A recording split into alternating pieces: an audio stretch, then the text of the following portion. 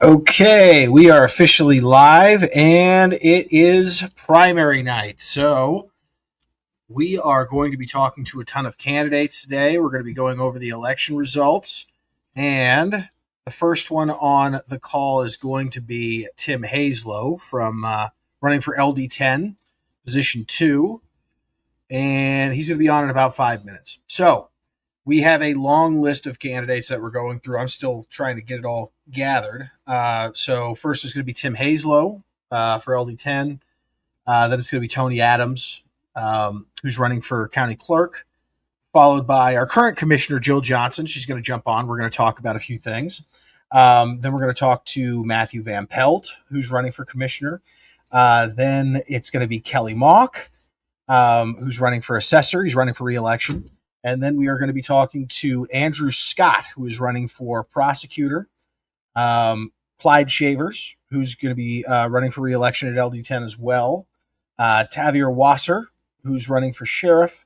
Then we have Kerry Kennedy, who's going to be running for LD10. And then we have Amber Sewell, who is going to be running for clerk as well. So we got a long list. And after that's done, and that should end right around 8:25, which is exactly when we expect the results for the primary election to drop.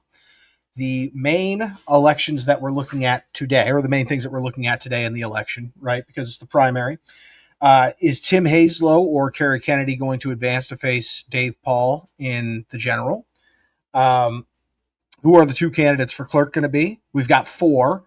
We're also going to be looking at the auditor position. Unfortunately, I couldn't get anyone on who's running for auditor, but we're going to be looking at to see who the two candidates for auditor are going to be, whether Sheila Kreider, the current incumbent, even advances to the general. We're going to be looking at the prosecutor. So with the prosecutor race, we've got a write-in candidate for the primary. Andrew Scott, who's going to be trying to run against Greg Banks. If he gets 1% of the votes written in, then he will advance in the general and be on the ballot, and we have a race. And 1% of the votes probably only going to be like 320 votes at most. And so if he gets that, then we're going to have a race for prosecutor. We're also going to want to see who advances in the commissioner race for District 3. What we're going to be looking for is whether or not Grant Shaw or Satin Arnett will be the commissioner. And without further ado now, we have Tim Haslow on the line, so I'm going to bring him in. Hey, Tim, can you hear me? Yeah, can you hear me all right? Yep, I hear you just fine. So how are you feeling about the campaign? Oh, I think it's going just fine. I mean, the reality is we just need a Republican in the race to make Dave stand up and answer some questions. And if all goes well, because he can't answer the right questions, he can't tell you how he's going to make things more affordable, how he's going to make things safer. He can't tell you any of these things. So if we make him answer those questions, then we got a good chance of winning. So I think we're doing pretty good. One of the questions I'd love to ask him is why he thought that, the income tax was a good idea, even though it violates the Constitution. But, that's a question that he might not want to answer. But, yeah, so, I mean, that's the biggest question I think that's on people's minds right now for this race. Yeah, no, I mean, you're feeling pretty good, though. You're feeling good about the primary and advancing to the general? Oh, yeah. I don't think, I mean, look, either way you look at it, one of us is going to go up against Dave Paul. And whichever one of us goes up against Dave Paul, everybody on the Republican side has to get behind, and they have to try to convince their independent friends to get behind them. So that's who I am. Personally, I don't necessarily understand why people vote for D's and R's rather than policy ideas, good for the people things. I just don't get it. I understand it because that's what people have been doing for their whole lives. But and mind you, with that being said, I'm a Republican, And I know for a fact that the Republicans have better ideas and better policy than the Democrats, which makes it easy to vote Republican. Now, let's say we had some crazy candidate on the right, just totally loco, right? And they won the primary for some reason, and we had a moderate Democrat that had good ideas and good policies. I'd have no problem voting for the Democrat as long as they were moderate, you know? Yeah, that's kind of the prevailing theme I'm hearing right now is a lot of people who used to vote straight party tickets aren't doing it anymore because neither party has delivered on their promises to make America better. So now they're trying to get rid of the people that are in there forever or that just aren't delivering on their promises, and they're kind of looking past party. I mean, it's still there, right? I mean, if somebody's far left, he's probably not going to get the Republican votes, and if somebody's far right, they're probably not going to get the Democrat votes. But if you put a moderate in there, it's anyone's game. That's basically what I'm hearing. Yeah, you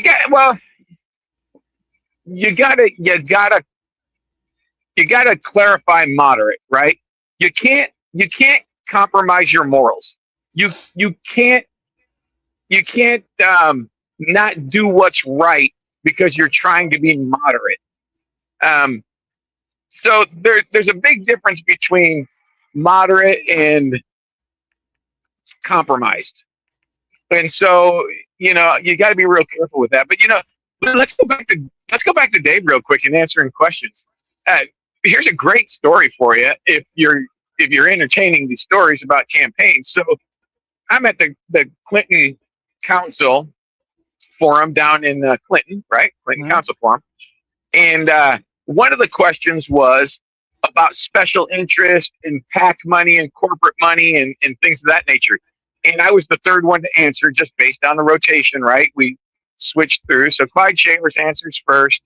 And Clyde Shavers says, well, I'm introducing legislation to stop all this special interest money and all this PAC money and this business money. And those entities shouldn't be able to, buy campaigns and so on and so forth. So that was Clyde's. And I'm paraphrasing, right? You can go back and look at the video. It's out there.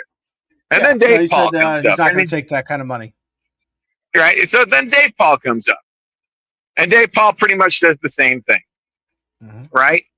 And I had just looked at both of their finances before I went to that debate because you prepare for, well, first of all, it's not a debate. That's part of the disastrous political system we have in Washington is we no longer debate each other as candidates. We have cordial forums. But so I went and looked at their campaign finance before we went to this forum. And lo and behold, both of them have tens of thousands of dollars from PACs and special interests and entities that aren't individuals.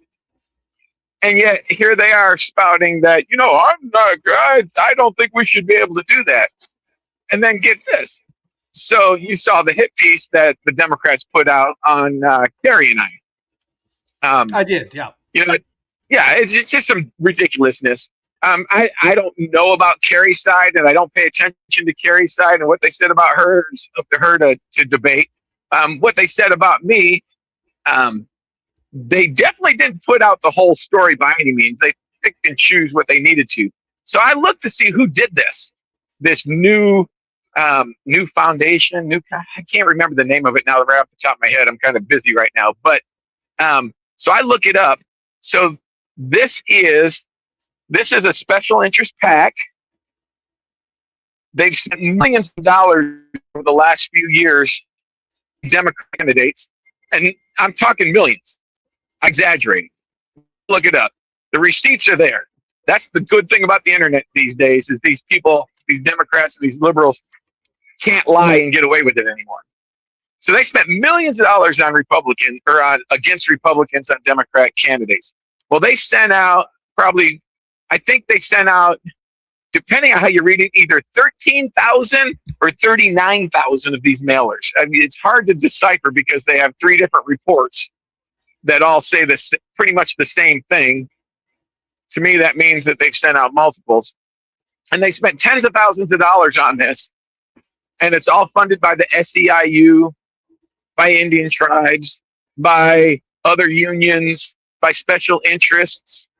So, okay, Dave and Clyde, you might not be personally taking hundreds of thousands of dollars. You're definitely taking tens of thousands of dollars, but those special interests and those unions are still spending tons of money on your behalf.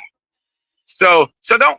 That's what I'm saying. Is the Democrats either they're clueless, either Dave and Clyde are clueless, and they don't think that this money is being spent for them, which that would just blow my mind, or they are just not being truthful.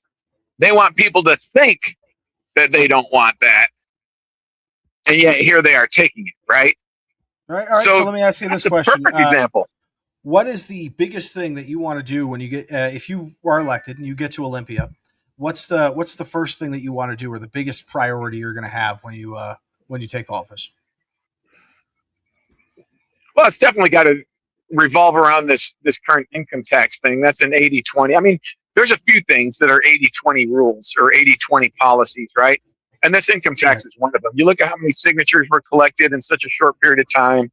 You look at all the polling out there. I mean, there's some far left polling that says, "Oh, the millionaires should pay." Well, they already pay, and I do believe they should pay, just like I should pay, just like you should pay.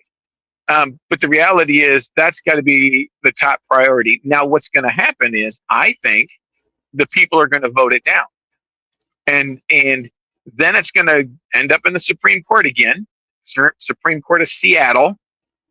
You know, because everybody that's in the Supreme Court has been appointed by the government, not elected by the people. Hopefully, some of that changes during this election as well.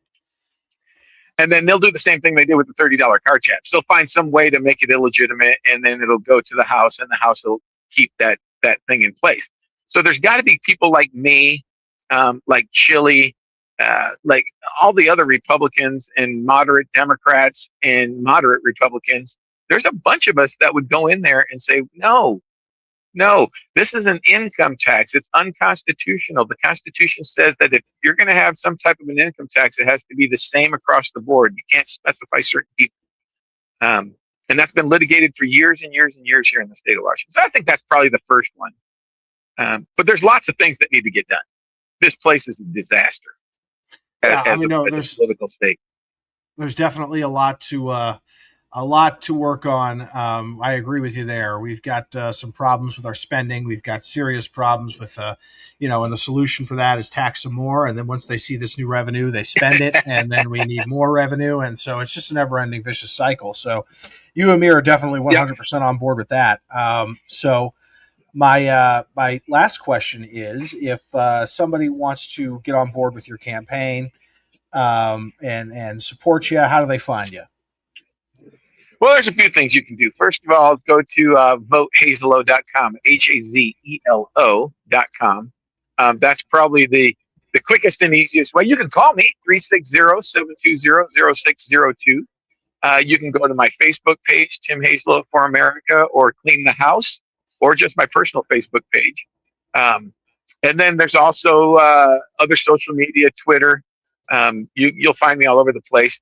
Just Google search it, and you'll find me. The one thing I would say, if you really want to see what's going on in the world of the campaign right now for me, and what's gone on over the last few years of my life and why I'm running, you can go to my YouTube channel, which is TNTT, Truth Not Trash with Tim. I think if you just put TNTT in, it comes up, so you don't have to put the whole thing in. But very important to get out there. Now, you and I discussed earlier about margins of victory and stuff. Do you have a minute to discuss that?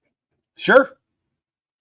Yeah. So, we need you guys out there to go vote, because the margin of victory or loss in a primary dictates how much money and how much money we're going to raise and how hard we're going to fight in the general. Now, the fight is the fight. I'm going to fight till the very end. I mean, you know me, and anybody who's listening to your show probably already knows me. So I'm going to fight as hard as I can to the very bitter end. but it's hard to do without money. And if the margin is so huge between the Democrat and the Republican in the primary, then people look at it as a lost cause and they decide not to donate. And without money, there's not much of a fight. So my suggestion is get out there and vote. You can still donate today, and it still counts towards the primary. It doesn't count as the general election. So if you haven't donated, you want to donate, go donate today. That way you can donate again tomorrow. But yeah, so get out there and vote, and call 10 people and get them to get out and vote, and have them call 10 people and get them to get out and vote. Just get it done. The ballot's in your hand. Fill it out and send it in. Yep. All right. So yeah, no, 100%. Everyone needs to vote. And today, if you want to vote in the primary, you have to have your ballot in, signed, sealed in the ballot box by 8 p.m. Not 8:01, 8 p.m. So let's make sure we get those votes out. Well, thank you so much, Tim, for coming on, and I hope to chat with you soon. If you advance to the general, we'll definitely talk again. All right. Have a good evening. We'll talk again, even if you don't. Yeah, whatever. You're gonna just ignore me for the rest of our lives now if I don't advance. I see how it is. So, all right. Well, what's funny is if I advance, I'm gonna have a party and I'm gonna pray and I'm gonna cry if I advance. And you're gonna be invited to all three of those things. If I don't advance, I'm gonna have a party, I'm gonna pray, and I'm gonna cry. So here's the reality. We just got to get out there and vote. We got to change our state. Whether it's me or somebody else, we just need some people to get in there and do the right thing. Well, I can agree with you on that. So, all right. Well, I will chat with you soon. And thank you so much for coming on. All right. Have a good evening. You too. Bye. All right. So that was Tim Hazlow, who's running for LD10. Had a lot of good information for us. The next guest that I have on my list is actually running for Island County Clerk, and her name is Tony Adams. She's running as a Republican, and she is joining us right now. How you doing, Tony? Good. Oh, great. So work, just got back from the courthouse, and now I'm ready to kick my feet up. Well, there you go. Thank you so much for coming on immediately after work. I know it was a juggle for people's schedules to do this, but it's really good to be able to talk to the candidates, especially on primary night. So let me ask you, one, how you feeling about the primary? How's it been for you so far? I know this is a first campaign for you. Well, it's the longest job interview I've ever had. Yeah. I've met some wonderful people. I've heard a lot of snarky comments, but I'm fine with it. That comes with the territory. It's been fun. It's been a little stressful, but I'm good. Well, great. So let me ask you this question. If you were to be elected, what's one of the things that's going to be a major priority for you for the clerk's office? Well, I'm hoping to enhance the e-filing that's already in place. I think there's room for improvement, but I won't know until I actually get to dig in. I would also like to expand our online library for forms for individuals who are representing themselves, also known as pro se. Oh, well, there you go. Yeah, no, that's, I'm sure people who can't afford a lawyer would very much appreciate that. That's the goal. I've had a lot of questions about that. So, okay. Well, so you are campaigning, not only on Whidbey Island, but in Camano Island. And so how has it been reaching out to people and hearing from people that you never seen before who seem to know you? It's weird. I enjoy being invisible. So this has been quite interesting for me. I've met several ladies from Camano Island. There's an event on the 15th that I plan on attending. But as the not endorsed Republican candidate, they've been a little standoffish, but communicative. So we'll see how it goes after the primary. Well, yeah, I mean, tonight's the primary, so either you're going to advance or the other one is. So that endorsement means nothing as of 8 p.m. So, August Well, it's not 15th, I 8 think you're p.m. in the yet. clear. No. So So, another 2.5 hours, 2 hours, 40 minutes. So people, you have 2 hours, 40 yeah, minutes to get your ballots in. If you haven't already, and shame on do you if you not haven't. mail them. Yeah, definitely recommend that you I've drop heard them off horror in stories the about ballot the mail. box. Yeah, no, I have too. Yes. Now it's better that you mail them. Hold for a while. We'll put it on hold for a while. Now, of course, when I ask that question, I should say with the assumption that you're perfectly healthy, and, and nothing crazy has happened in your life. Um, so, but yeah, Exactly. no. We'll see what Um, happens when we get closer. well, there we go. So, yeah, no. I mean, it sounds like there's things that you want to fix. Your job is very much dictated by Washington state law already. So there isn't a whole lot of room for maneuvering. So the biggest thing that you can do is make it more efficient. And it sounds like Yes. your goal is to make it more efficient for people who can't afford lawyers, and make it more efficient basically for everyone. So that way, the clerk's job is very important. These things need to be filed, and if they're filed incorrectly, it can make life very difficult for a lot of people very quickly. Yes. Yes. And if somebody has an appeal to a higher court, that stuff has to get out quickly and correctly to the next higher court, whatever that may be. So there's a lot of things that have to happen in that office. All right. Well, I really appreciate you coming on. So let me ask you one final question. For people who want to support your campaign, how do they reach out to you, and how do they support it? TonyAdams.com. TonyAdams.com. There's Wait a minute. a You got QR code. you got yourname.com. You guys actually pulled that off? Yes, we did. Well, that's easy. TonyAdams.com. There you go. So, TonyAdams.com.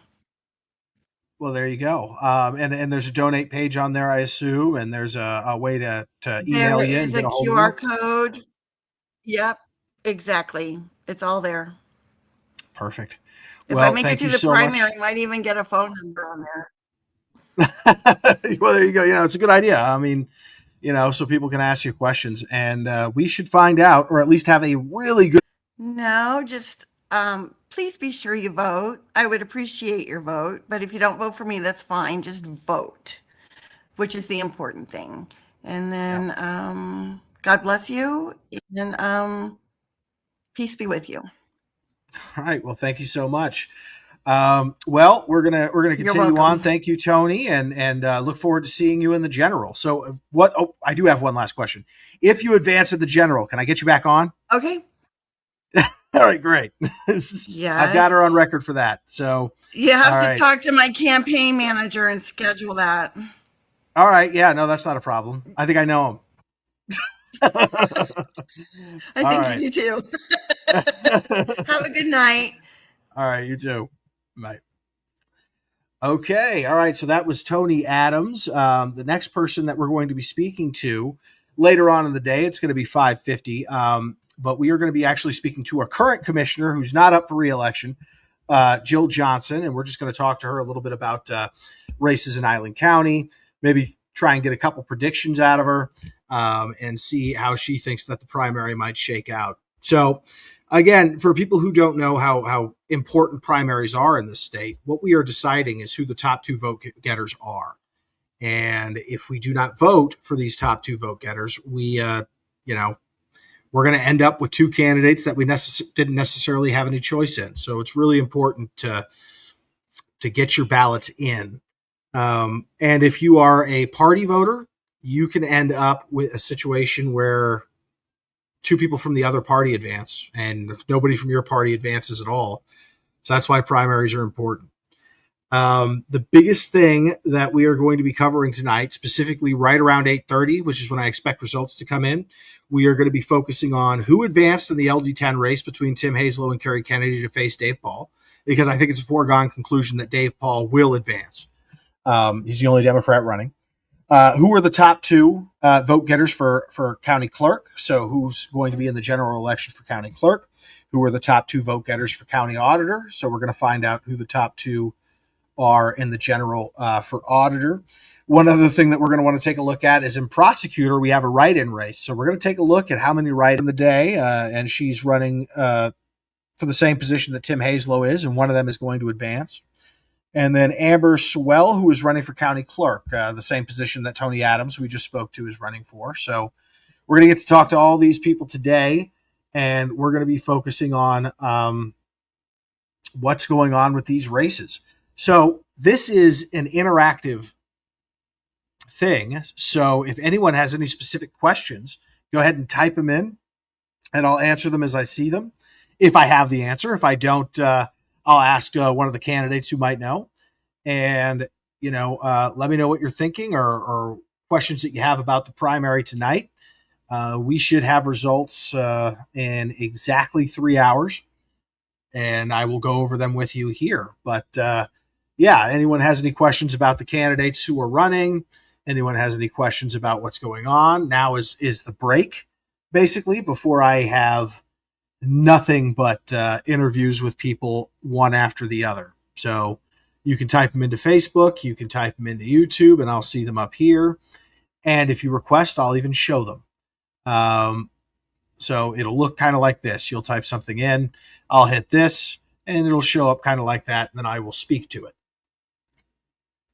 So right now we have Jill Johnson, and she's coming on in about 20 minutes. So basically I am sitting here just waiting for people to jump in and make any comments they want, because right now I think I've explained just about everything that's happening, and we have a little bit of a lull before this kicks off.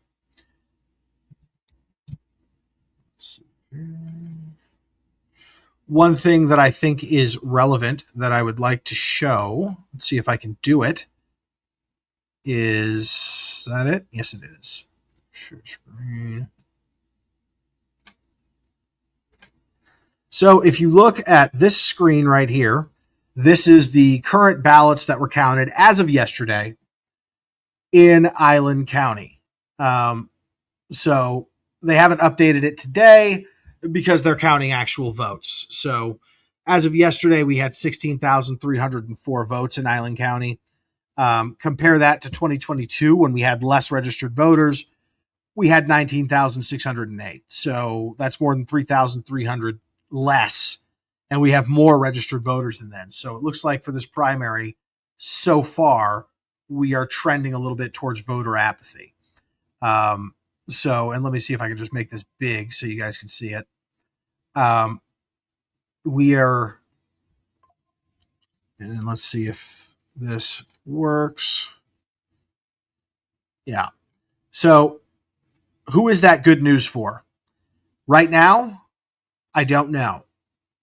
I'm not sure who that's good news for, except for one person who does not mind seeing a little bit of a shy voter turnout today is going to be Andrew Scott, who's running a write-in campaign, because he has to get 1% of all the votes cast.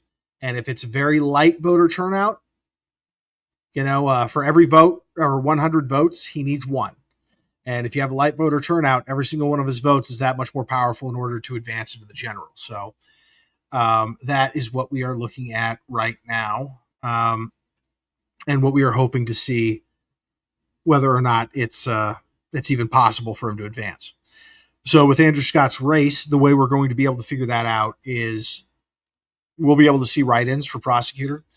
If that is 1% or more of the ballots cast, then he's on track potentially to advance to the general and be on the ballot.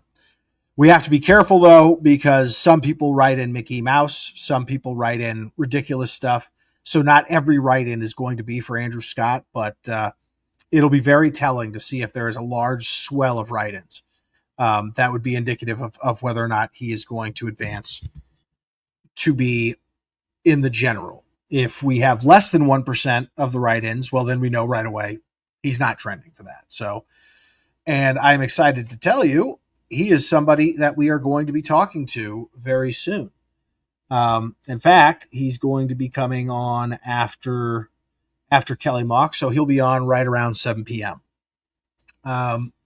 So, any questions? Go ahead and type them into Facebook or type them into YouTube, whatever you're looking at, or if you just want to say something at all, now is the time, because I have nothing but time for you guys until Jill Johnson arrives in about 15 minutes. Any questions at all?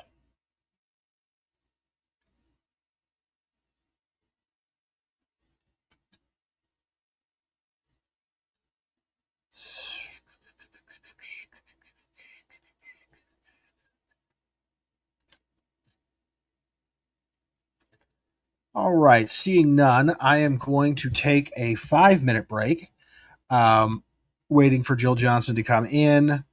And then after that, I'm not getting any more breaks, because immediately after Jill comes Matt, immediately after Matt comes Kelly, immediately after Kelly Mock comes Andrew Scott, immediately after Andrew Scott comes Clyde Shavers, immediately after Shavers comes Wasser, and then Kennedy, and then Amber, and then we have results, which is really what we all care about. So, all right, just I will see you guys in about 10 minutes.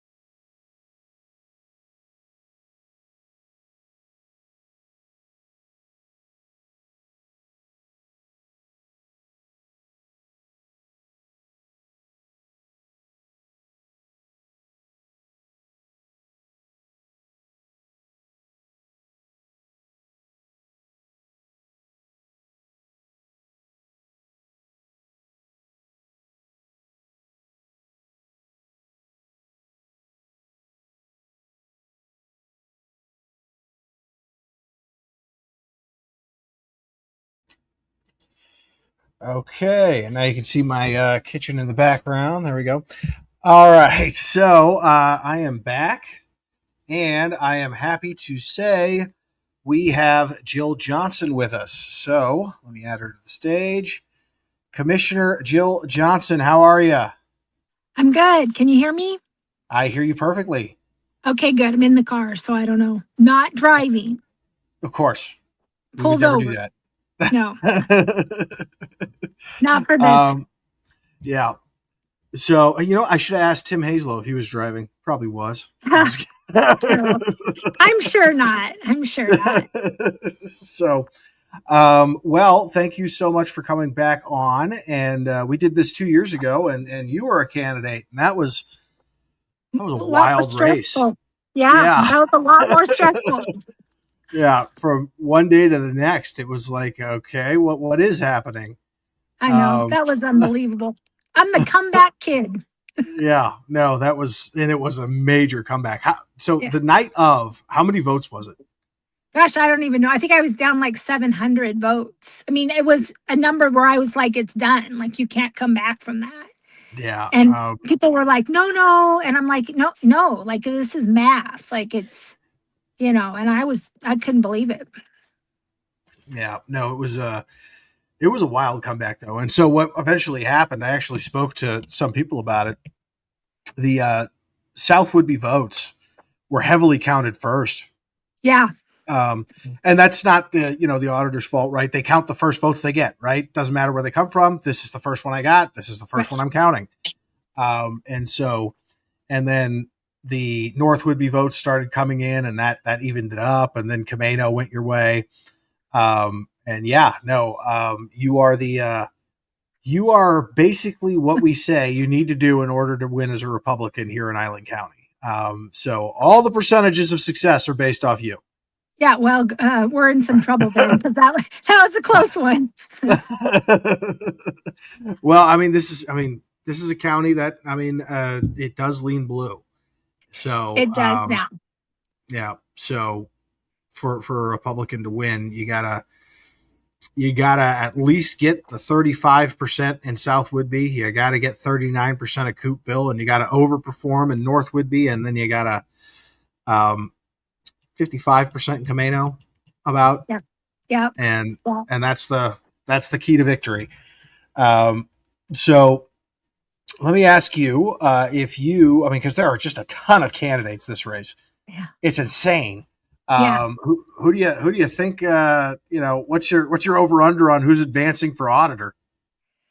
Auditor, I'm sticking with Sheila, of course. She's got a lot of experience, and I'd like to see some experience in a presidential election just because um, I think we're going to see some tensions around that in 2028.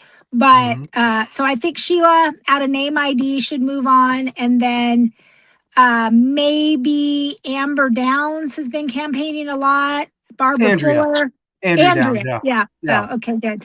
She's been out there a lot. Barbara Fuller's qualified. So it's going to be interesting to see. It's hard to predict. I mean, the hard part about Sheila is the longer you're in office, the more baggage you pick up too. And I think, most people know she might not complete the full term. So I think there's some questions out there about that, but she definitely has the most experience. And then just knowing, again, what we know about the election office and staff turnover that's coming, I think it's going to be important to have experience, although that's not all the auditor does. And Right. so, but that's my prediction. Maybe Sheila and Amber. Is that who I'm voting for? Amber and Sheila? Sheila and Andrea. Andrea Yep, Downs. Andrea. I got the Downs part right. So, all right. So you're saying Sheila and Andrea. Yeah. Probably. How are you gonna like? I've met that Barbara Fuller. She's very intelligent. So, but I just don't know how she's translating as a candidate. I haven't seen as much campaigning from her. So I agree with you. I think it's going to be Sheila and Andrea, and the reason I do is because Sheila Kreider's the incumbent. She's got very significant name recognition. She was one of those people who was running as a Republican. Now she's running as an independent. But she was able to win because she's well known. And Andrea Downs is very well known in South Whitby, which is a big voting block here. Yeah. And she is currently a school board member. And so my instinct as well is it's going to be Andrea versus Sheila. So we'll see if we're right. All right, we're moving to Clerk. What do you got Oh for my Clerk? gosh. What a free for all in the clerk's race.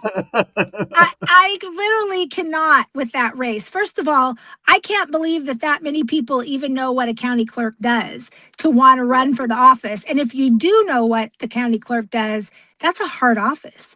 It is. So, I mean, I'm just like, I'm going to go Butler and Haslow. Okay, Butler and Haslow. That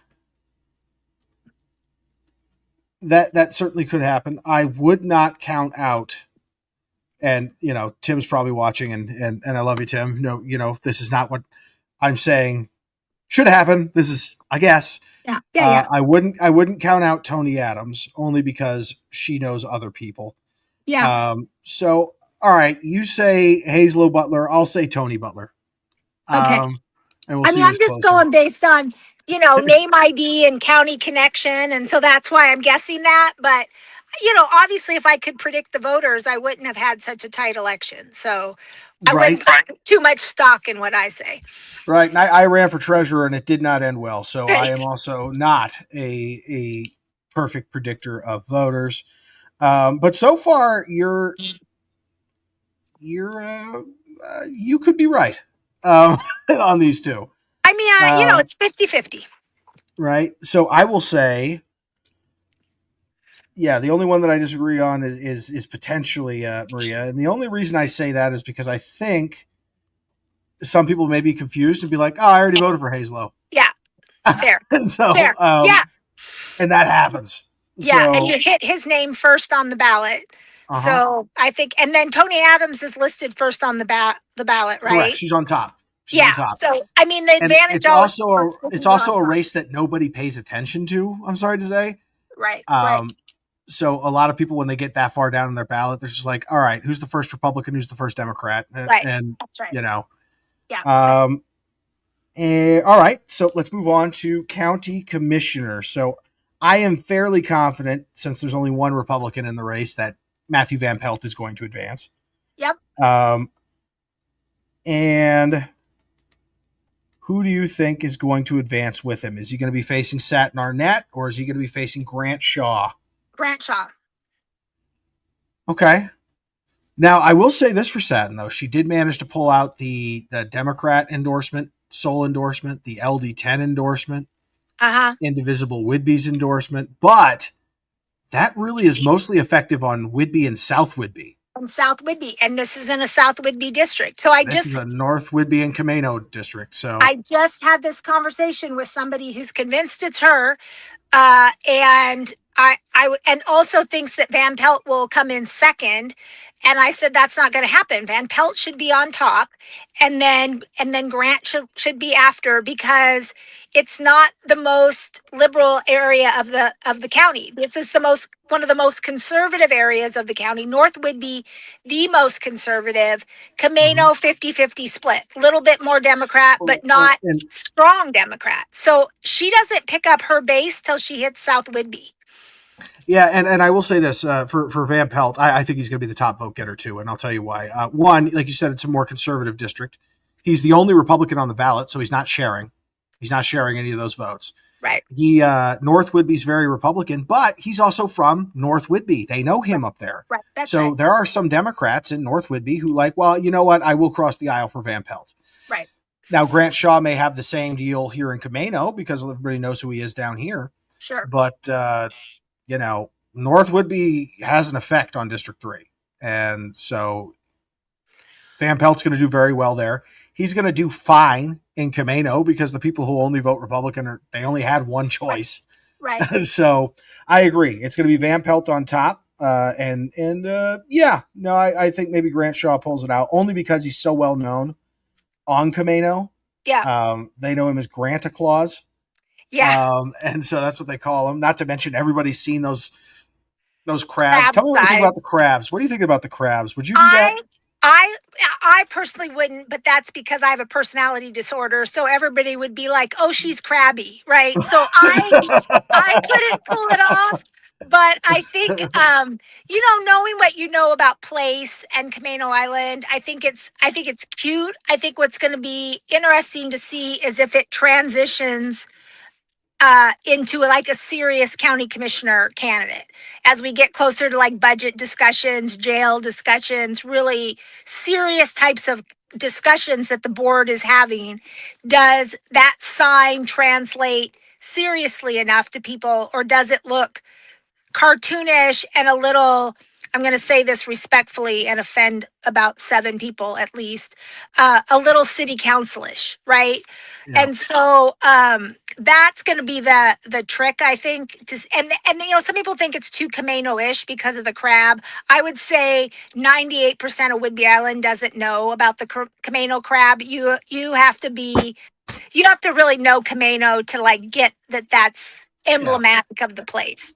So here would be my fear.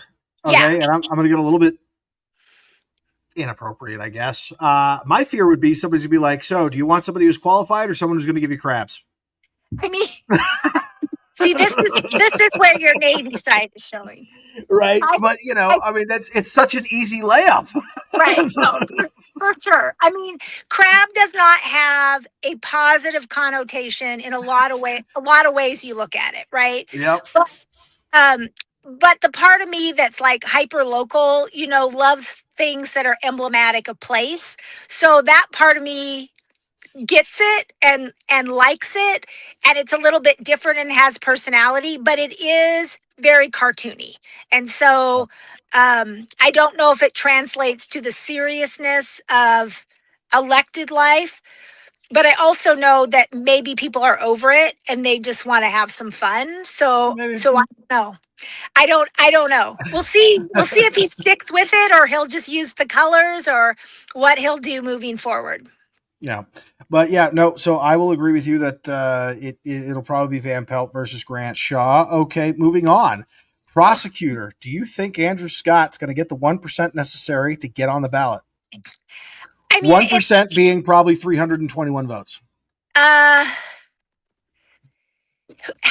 behind the effort is the Democratic Party, do you think? Like, is the organized, indivisible Whidbey, the emails from the Democratic Party, is all of that organizing behind him? No. So what he does have is he has a very, very good word to mouth thing, right? He's got a core of like 50 people who are working for it. So that's 50 of his votes right there. The Republican Party, believe it or not, picked it up and has been putting out, this is the guy that you need to write in. Yes, he's a Democrat. Get over it. And so I think he definitely has that. I've seen Democrats who've written him in. I've seen a ton of Republicans who've written him in. I wrote it in. I mean, I think he can get to 300. I'm not usually a person who says any write-in will go anywhere because, again, it requires voters to not only remember to vote and then vote.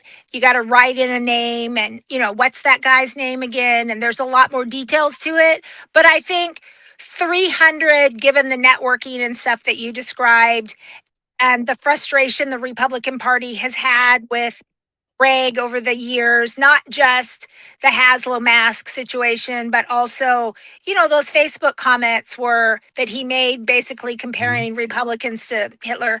Those were pretty extreme. I mean, I'm pretty liberal for Republicans, and I was offended. Yeah, well, he took it further than that. He didn't just say that we were like Klansmen and Nazis and all of us. Not just some of us, all of us. And he also said that our diseased thinking needed to be cleansed from society. Yeah, it was bad. And again, like, I don't always get offended by attacks on Republicans because, again, I'm a fairly liberal one, as we all know, so I don't hide it anymore. But it was offensive. And so for a while now, I think there's just been this kind of undercurrent of, wait a second, who is this guy? And so I think he could pick up the 300 votes. And also, I'm not weighing in on whether Greg should win or lose. I think he's an effective prosecutor. I would argue sometimes he gets a little zealous on some of his passion areas. And of course, he and I have had our own issues. But I've also seen him be really decent. But I think really that this county deserves a race where he needs to answer some of these things to the public. And he hasn't answered to the public in about 16 years. Yeah. And I think for any elected official, you need to own your actions, your behavior, your choices. You got to own that in front of voters. And so I think for that reason alone, I'm hoping that there's a race, just because I think he needs to answer. Yeah, no, I agree. And there have been other things that have agitated people about him. I've heard stories, and you don't have to answer this. I know you got to work with the guy.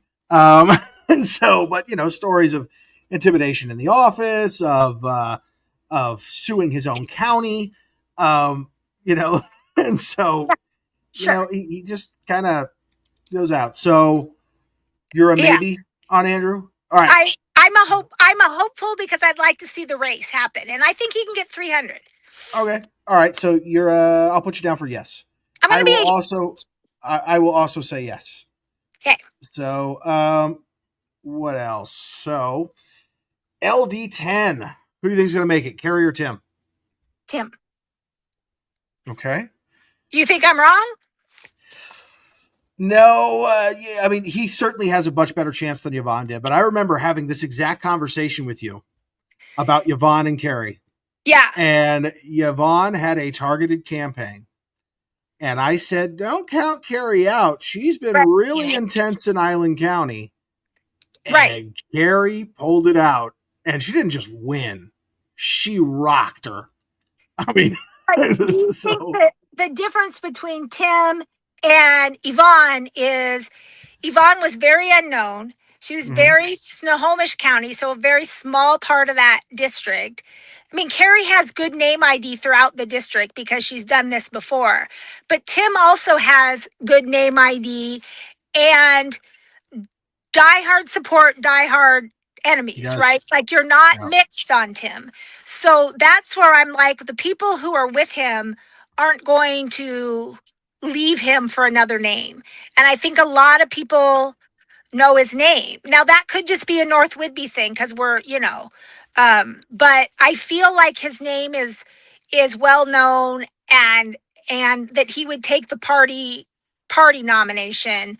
And because Carrie didn't win last time, I don't know that she would get the same opportunity. But that's not again, it's hard to pick within your own party. That's not a Carrie thing. That's just my prediction of how it goes. Yeah. So I will. So Tim is definitely a significantly more formidable primary candidate because he's also very well known. People see his signs.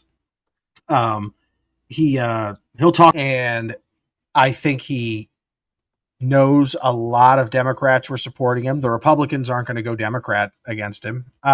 So I think Kelly wins it. What do you think? I hope so. I mean, I'm a little nervous that his opponent really spent a lot of money, did a mailer.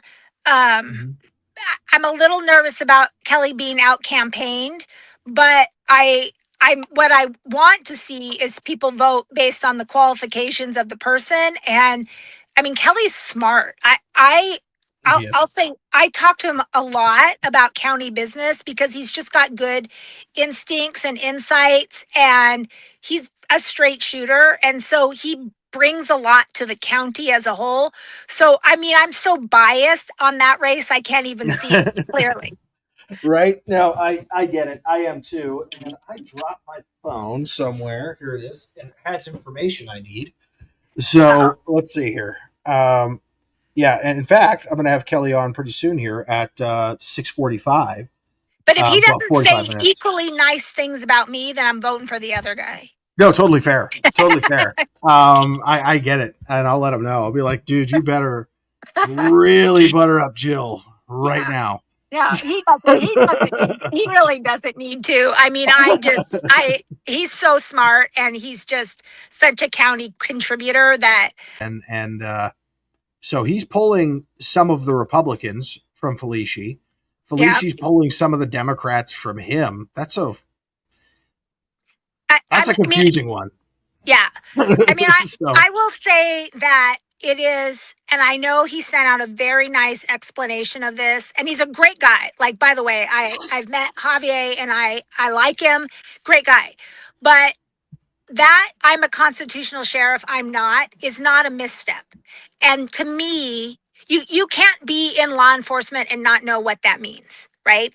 And to stand in the Grange and say that to the audience that you wanted to have think that, and then to denounce all of that later, like that's not, to me, that's not a political misstep. That is I tried to get away with double speak and I got caught. And I put that kind of in the character flaw category, and I'm not getting over it. So so that for me, that was kind of just you can't say constitutional sheriff in law enforcement and not know the meaning of that, especially when you want to be the sheriff. Like you got to know what you're saying. Yeah, and so that's definitely a trigger thing for Democrats that I've learned. To me, that was never a thing for me. Like, yeah, I hope so. I mean, you're gonna maybe pointless to say. So, but I mean, fight for it. I don't think we're gonna get it. We're gonna get a sheriff that says, "Yeah, no, it's Constitution. Big thumbs down. Not doing That's it." right. That's right. I mean, I would respect if you're like, I don't think this is right, and you raise concerns and you push back and you use the Attorney General's office and the legislative process and said, no, this is wrong. Like, I totally respect that, but I'm not going to respect just a willful disregard of whatever the law is, because you're just going to get anarchy, and I just can't handle that much chaos. I just can't handle it. So I think it's going to be. I think it's going to be interesting. There are a lot of people who are saying, "Oh, it's Rick, it's Rick, it's Rick." I think it's going to be a lot closer than everybody thinks. Well, I will say this: this is definitely the hardest race that Rick's ran in a while. Yeah, he's not used to running to his left. If you want to say that, he's used to running to someone to his much further right. Yes. And so this is just a different dynamic. Now, I think Rick may have polled the people that he needs in order to get that 50% plus one. But, I mean, like I said, South Woodby matters, and Tavi is not unpopular in South Woodby. Well, and it's hard to not like the guy, right? I mean, he is very likable, very articulate, very high energy. I mean, it's hard to not like him.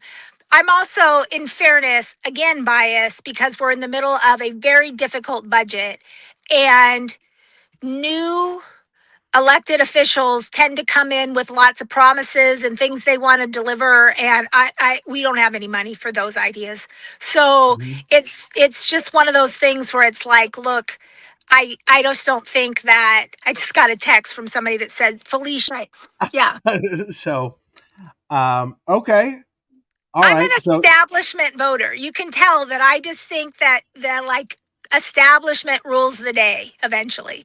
But this is how I almost lost there, Richard. The voters, they're thinking different than me lately.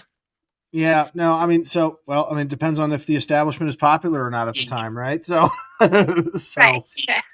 I mean, I'm really hoping for calm, because we've got some stormy waters. And so what I'm hoping is that people research and they get those party affiliations a little bit to the side, and they say, who's the most qualified individual to be a steward of this office, and they vote that way. Yeah, no, and I agree. There are. I'll be honest. There are Republicans and Democrats on my ballot that I am voting for. Yeah. And while I lean Republican, you got to vote for the most qualified person. That's right. And I think I already gave away one of the Democrats I'm voting for. I wrote in Andrew Scott. Mm-hmm. I mean, I'm not going to bet against my people, but I think it's going to be a really tough race. Yeah, that's a tough one to call, because Sheila, again, she's able to pull it off. She's done it numerous times before, and she's run against Democrats before. Yeah. And she's pulled it off. So How about Van Pelt versus Grant Shaw? I mean, it's hard for a Republican to win. Mm-hmm. I also think that this is going to come down to people looking at the issues that are in front of the board the next 4 years, right? So if they start seriously talking about the jail, how do we build a jail? What do cost overruns mean? What do change orders mean? What, when you start talking about the public, I'm a member of the Republican Party, I vote how I vote in private, but I tend to not badmouth the party or any of its candidates in public. So it's going to be hard to get a fair assessment out of me Well, on me too. anything because I'm not going to bet against my people unless they really offend me. And then I will just be like, I mean, again, in the Haslow Dave Paul or Kennedy Dave Paul race, it's Dave Paul. Like we all know it's Dave Paul. Right? So, and in that situation, I feel like it's not against my team. It's just really reality. But when it's going to be close, you can't ask me to go against. Let me ask you this question. Who's going to outperform who? Do you think Clyde Shavers is going to outperform Dave Paul? No. Again, no. But no. Do you think I don't know. Clyde's likable. And he didn't vote for freaking income tax. So, I don't know. That's actually something that we've been discussing in my circles. Which one of these guys is, and the reason I asked that is because I think, I don't know if Ramazal's running again. Yeah. And we don't have, so it's very likely, unless somebody shows up, which happens, right? Candidates appear sometimes. Yeah. Sometimes they magically show up. Ron appeared. Yep. And but unless we do right now, I think we might be seeing a Dave Paul versus Janet versus Clyde for the Senate, because I know all three may be interested. So of those three, who do you think might get it? Well, I mean, I would vote for Dave Paul. Well, no, not who would you vote for? Who do you think would win? What do you mean? You don't think I? The primary. You don't think I would be on the winner's side? So Janet, I've worked with her, and then Dave Paul honestly delivers the most for our district. Ron does a lot, but he is in the minority, but he gets an amazing amount done for being in the minority. Dave gets the most projects across the finish line for our district. And honestly, I'm an Island County voter, so I will vote for who delivers for Island County, and Dave delivers for Island County. That's why I think it's him. And his name ID's high, and he worked at the college, and the kids like him, and he's not offensive. So that's why I'd put my money on him. So let me ask you this. Do you think partisan votes, they're not vote your conscience votes. They don't give you that many votes to vote your conscience. Well, that's why they have whips, right? That's why they have, that's right. Their job is to and so make sure they whip the vote. So the fact that Clyde didn't get pushed in that direction and was allowed to vote no should tell us all that he's weak in terms of the ticket. Not that he's weak in the job, but they see him as the most vulnerable in the district. Right. Because LD10 is a competitive district. In fact, it's probably the most competitive.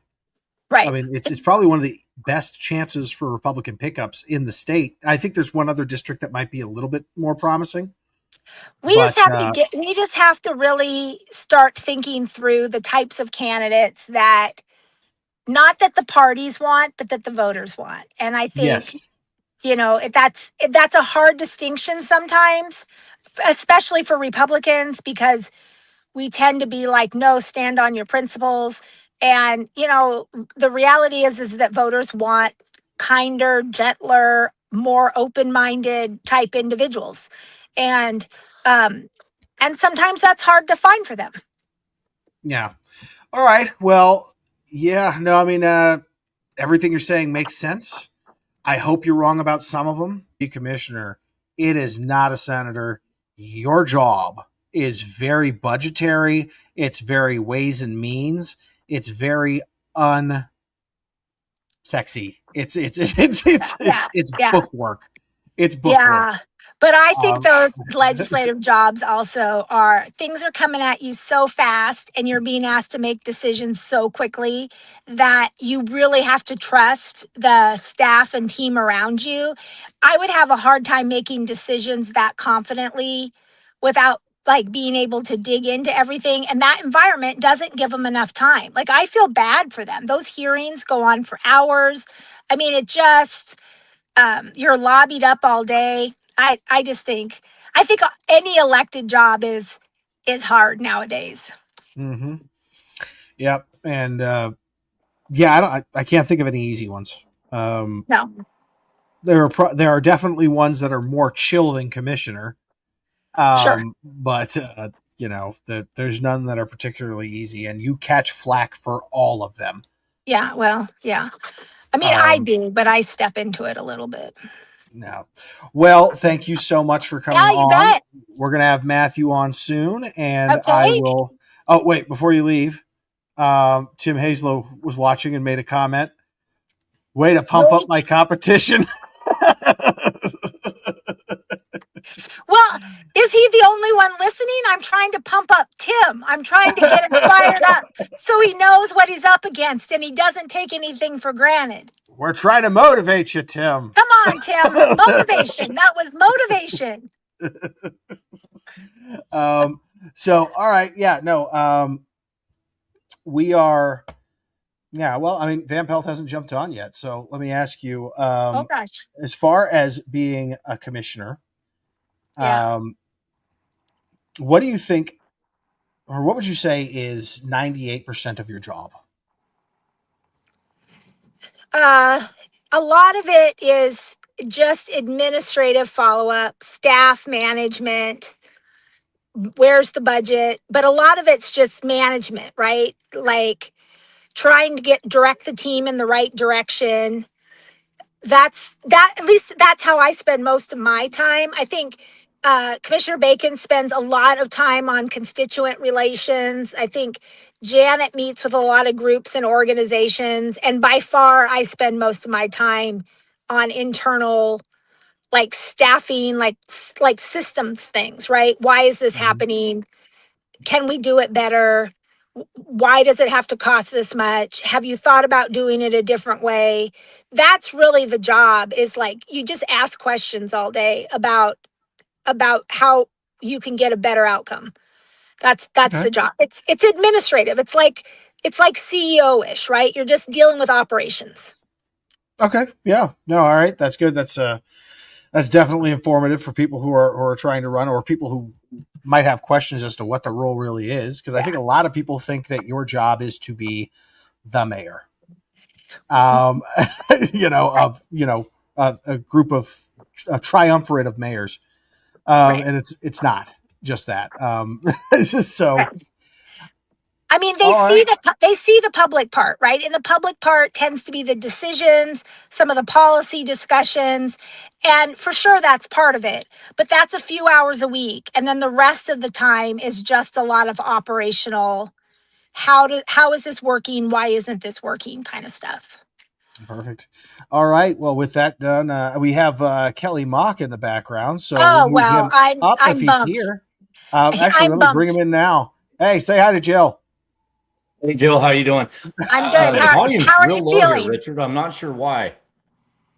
You Oh, what? Real low. well, Jill, can you hear me just fine? Yeah, Kelly, you gotta turn up the volume. Yeah, It's turned there's up. a knob. Let me double check something here. You either roll it up or you push Let's the try up this. arrow. Oh, that's better. That's Yeah. better. Sometimes it takes the assessor a little bit longer to figure things out than the commissioner. Well, better to take your time and do it right. Well, I said So, all my money was on you, Kelly. All my money's on you, and the county's money should be on you too, because you're a good teammate. So Well, I she appreciate did. that. Thank I'll you, let Jill. And we agreed. I don't even know who your opponent is, and no, he I spent know. so much money on mailers and didn't even give me one, so I don't think he cares about me. Well, we will see how it goes. I will let Kelly use his intelligence on this next half hour or so. He's way smarter than me, so I'd listen to him. All right. Well, thank you so much, Jill, and Okay. look forward to seeing you. Jill, thank you. Okay. Yep. See you later, guys. All right, Kelly, how you doing? Kelly Mock well, running is our current assessor and running for re-election, and you have been endorsed by multiple assessors in Washington State. Yeah, 28. Yeah, you there wasn't an endorsement from some of the groups that usually endorse in this because there were so many races going on, and assessor was kind of at the bottom of their list. But the one thing that I have noticed is that you have bilateral support, not just from Republicans, but from Democrats, from people from both parties who just understand that the job of assessor, it's important and it's got to be done right, and they trust you for another 4 years. So if you could talk to me a little about some of the things that you've accomplished in the 4 years that you have been our assessor. Yeah, so much. When I took office, the Department of Revenue has 8 performance standards. And when I took office, our assessor's office only met 4 of those. And today we meet all 8. Beyond that, when I came into office, we did not have an appraiser procedures manual. And so much about appraising our properties or evaluating our properties is consistency and uniformity. And so the way to accomplish that when you have 6 appraisers, the chief appraiser, and a commercial appraiser is to make sure they're all kind of looking at everything through the same lens. And we didn't have a procedures manual. So one of the first things I accomplished was implementing appraiser procedures manual. And this isn't like me coming in saying, this is what you're going to do. This is how you're going to do it. It's me saying, this is what I want. This is why we need it. And then having my appraisers and my chiefs and my staff create this manual. And then, so we accomplished that very early on because it's extremely important. I mean, you can have one appraiser look at a property and say it's a class 3, and another appraiser say it's a class 4, and you're talking about a 15% difference in price valuation. So it's very important that they're seeing things through the same lens. So that's one of the first things that we accomplished. Beyond so that brings in more consistency with the appraising. Yeah, you have to have consistency because the key is, I mean, I would rather be 20% wrong on everybody than 100% right on 80% and 80% wrong on 20%, right? It's uniformity is the key when it comes to mass appraisal. So that was a really important thing. The other thing we created was a new appraiser training manual.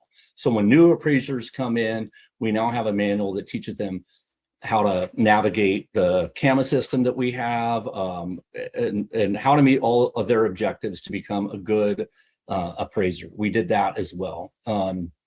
Beyond that, when I came in, a lot of the methods that we were using were outdated, like significantly. I'm talking 12, 13, 14, 15 years outdated. So we addressed that. As an example, we didn't have land value tables. Land value tables are really important. So we've created land value tables and we're still in that process. I mean, we work on a 6-year cycle.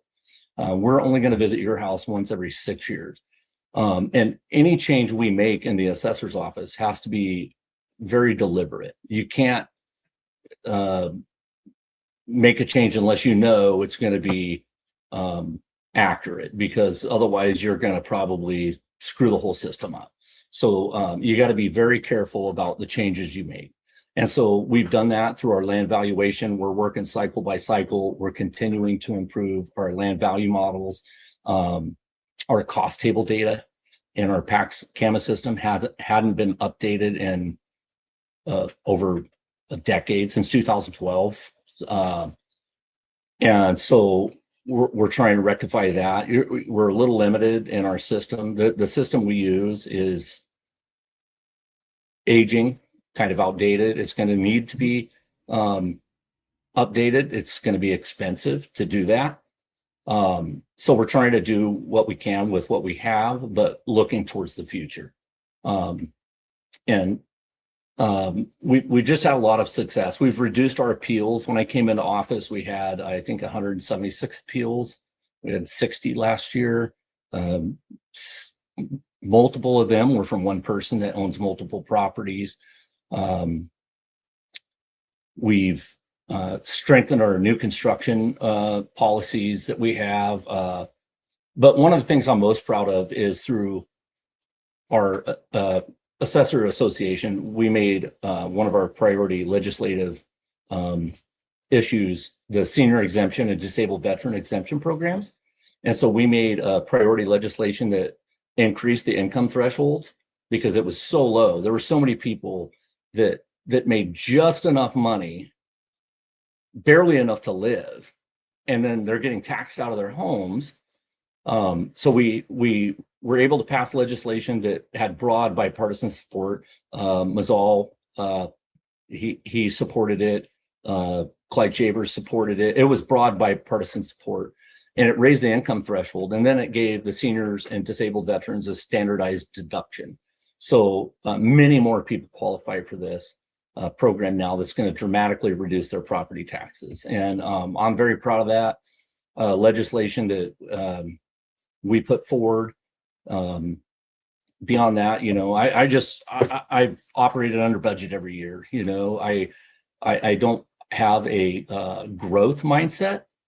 I have an efficiency mindset. I'm trying to figure out ways to do our job better with less. And we're going to need that in the future. We're facing some severe budget challenges coming up very soon.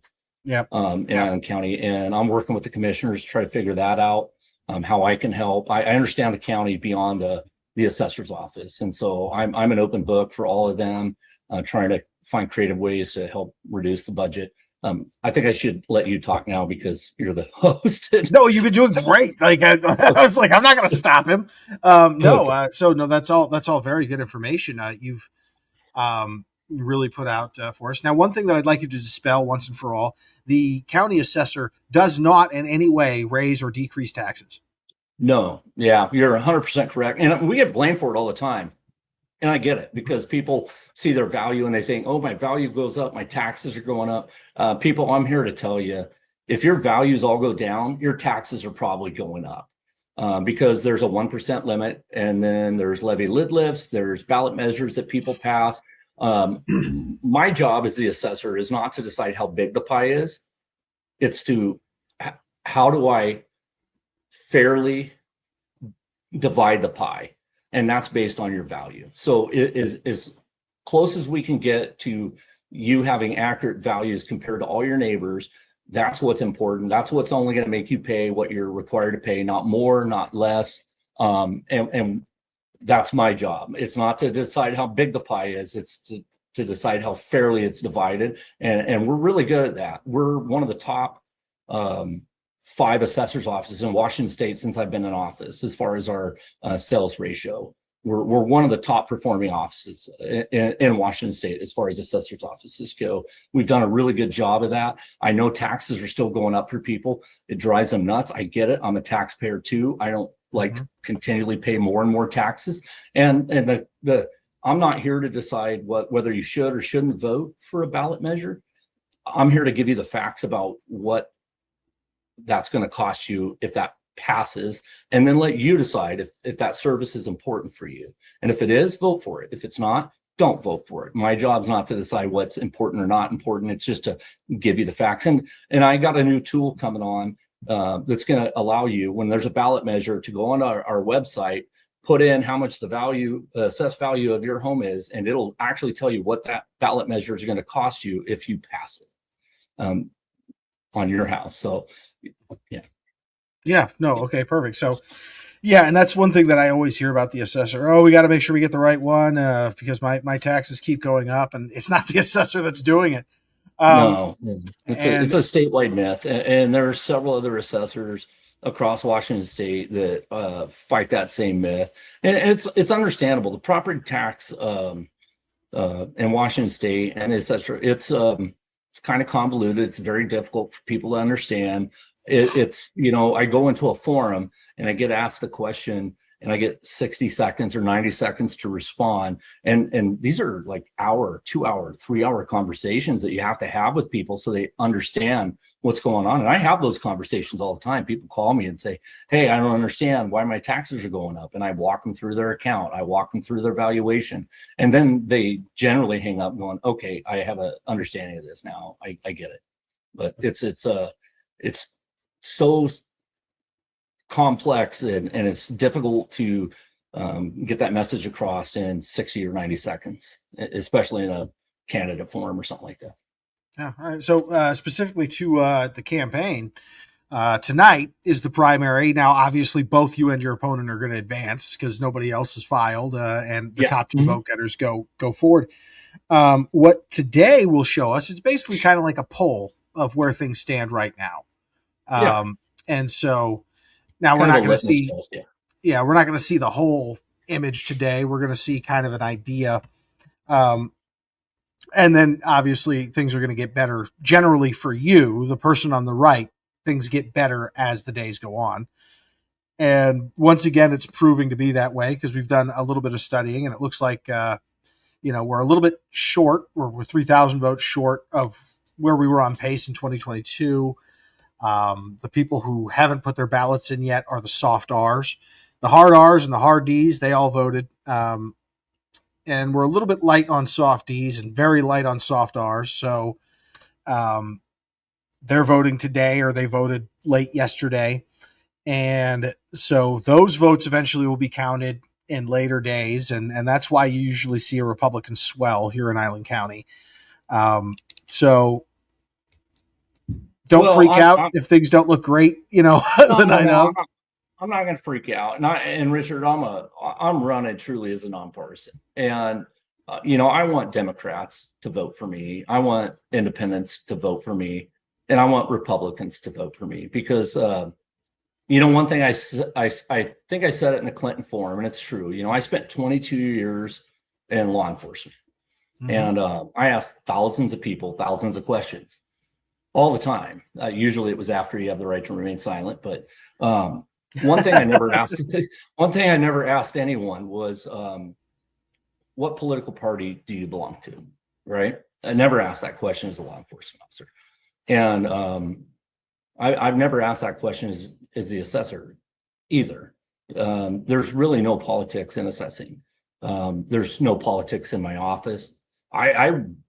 Frankly, I wouldn't have known my opponent was a Democrat before he ran for office as a Democrat.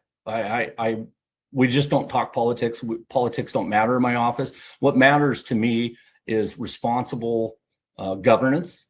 Like I don't think this is a Democrat real issue or a Republican issue, but I think that every taxpayer wants our county officials, our elected officials, to be responsible with the tax dollars they have.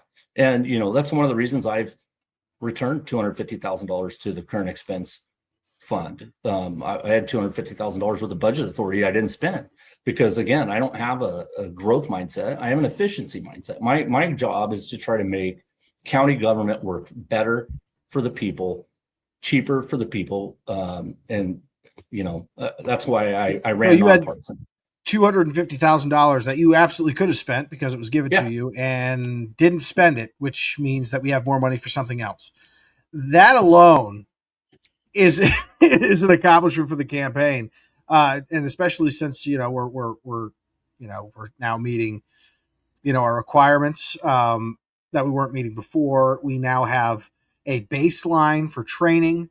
We now have something that people can check to be more uniform in their assessments so that they're more fair. These are all big accomplishments. And your job is not, don't take offense, the most exciting race in the, going on right now. Yeah, not at all. But it is very important. And things have been going it's honestly, very well. Richard, it's one of the most constitutionally important offices in our county, in my opinion. I think it is extremely important, the Island County Assessor's Office. But you're right, it's not flashy. It's kind of what you told Jill. It's not one of the most, I can't remember the phrasing you use, but it's not one of the most flashy offices. but it's extremely important work. And I just really want to take a minute to over the last 4 years, I've been asked hundreds of times by so many people, like, Kelly, how's the assessor's office going? What do you like your job? And I always start with, I have amazing staff. My staff, none of what we've accomplished over these last 4 years would have been possible without the people that work for me. I have exceptional people that work for me, and they're dedicated. I mean, I would put my chief appraiser up against any chief appraiser in the state of Washington. My exemption program coordinator is one of the best in the state. My chief deputy has been in the office for 20 years, and she knows almost everything about the office. So much historical knowledge. I have great analysts. I have a good personal property auditor. My commercial appraiser is amazing. Like, I have really good staff. That's what has actually been the recipe for my success over the first 4 years.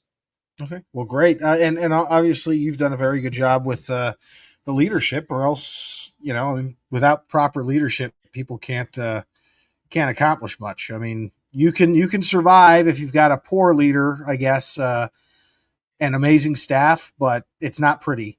And And I don't view my role as, I'm not a micromanager. I'm not. Right.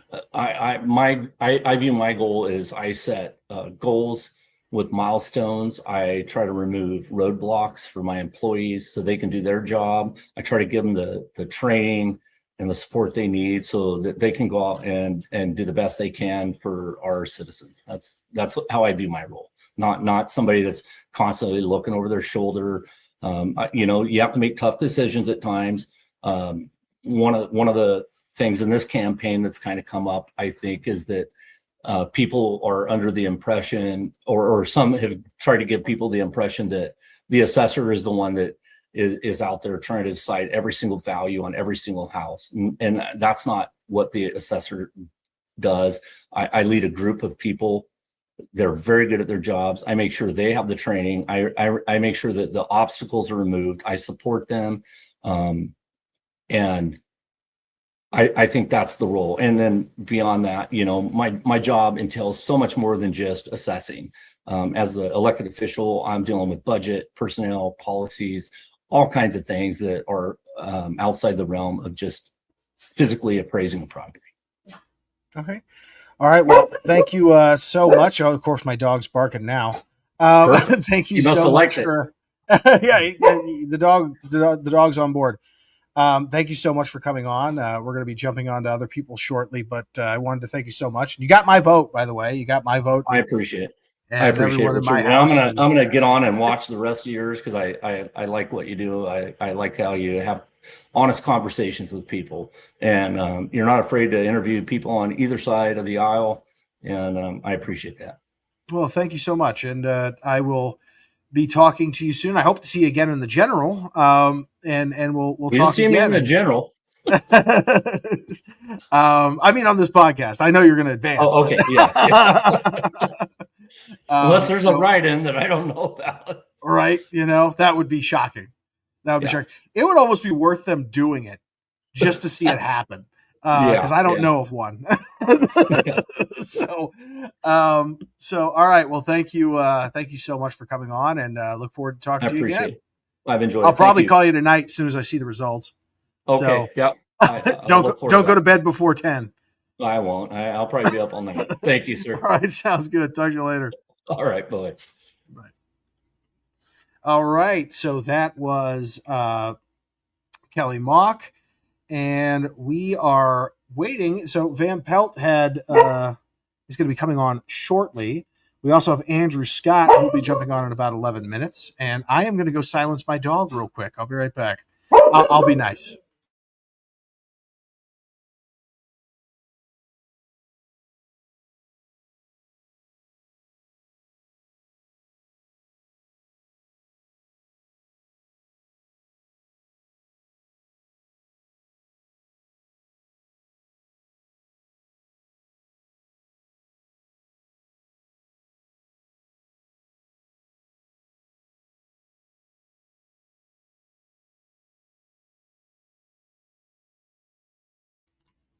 All right, I am back, and we should be seeing other candidates pop in any minute now. So while I have a break, I'm going to go check something out real quick, and it's like 5 minutes, so I'll be quick.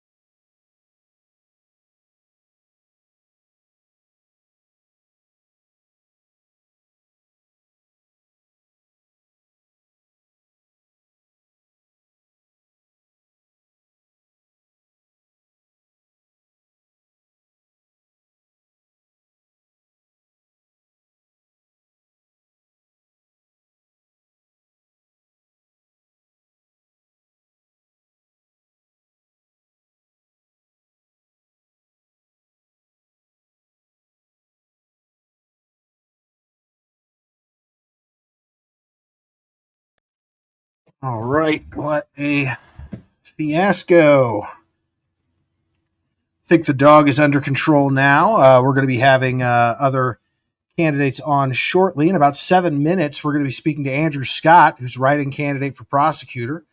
If you didn't write him in, you still have, and you haven't gotten your ballot in, you still have an hour and 7 minutes to write him in, seal it up, and drop it off in a ballot box. So do it. So what we're going to be looking for tonight for Andrew is to see if he gets that 321 or so votes that he's going to need to hit that 1% threshold. And if he does, we have a race. We have a race between Greg Banks, and it'll be the first time he's been really challenged in 16 years. And it's time. It's time he was challenged. And I am very much encouraging everyone to write on Andrew Scott. Take a look at his Facebook page, take a look at his website, and I'm not going to take all his thunder. He'll be able to talk about that in just a few minutes. But yeah, no, we've got so many races that we're going to be able to go over, and we are going to be doing all of them. We're going to go over all of them live here. And I expect, now the polls close at 8. Usually the results don't come out until 8:30. So at 8:30, about give or take 5 minutes, we are going to have results to pick apart. We're going to be able to see who's going to the general, who's going home, and we're going to be able to have all that information, and I'm pretty excited about it. Now, there's some people we know for a fact are going to advance, because there's only 2 people in the race, but what we will get is a poll and an accurate depiction of where the election kind of sits right now in the general. Doesn't mean that's how it's going to end in the general, but it's a very, very good poll.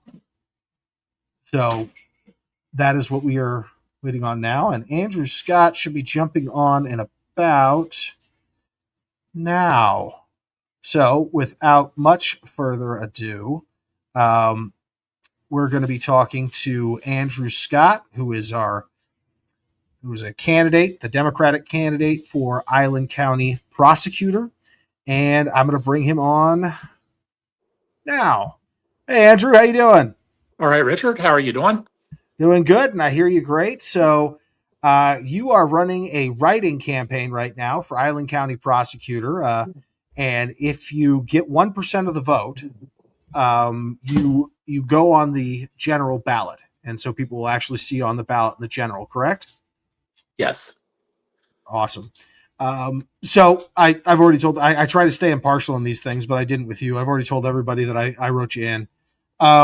And so, yeah, we're doing everything we can to get you to that threshold of, it's looking like, I think we did the math. It's probably going to be 321 votes to get you on the ballot.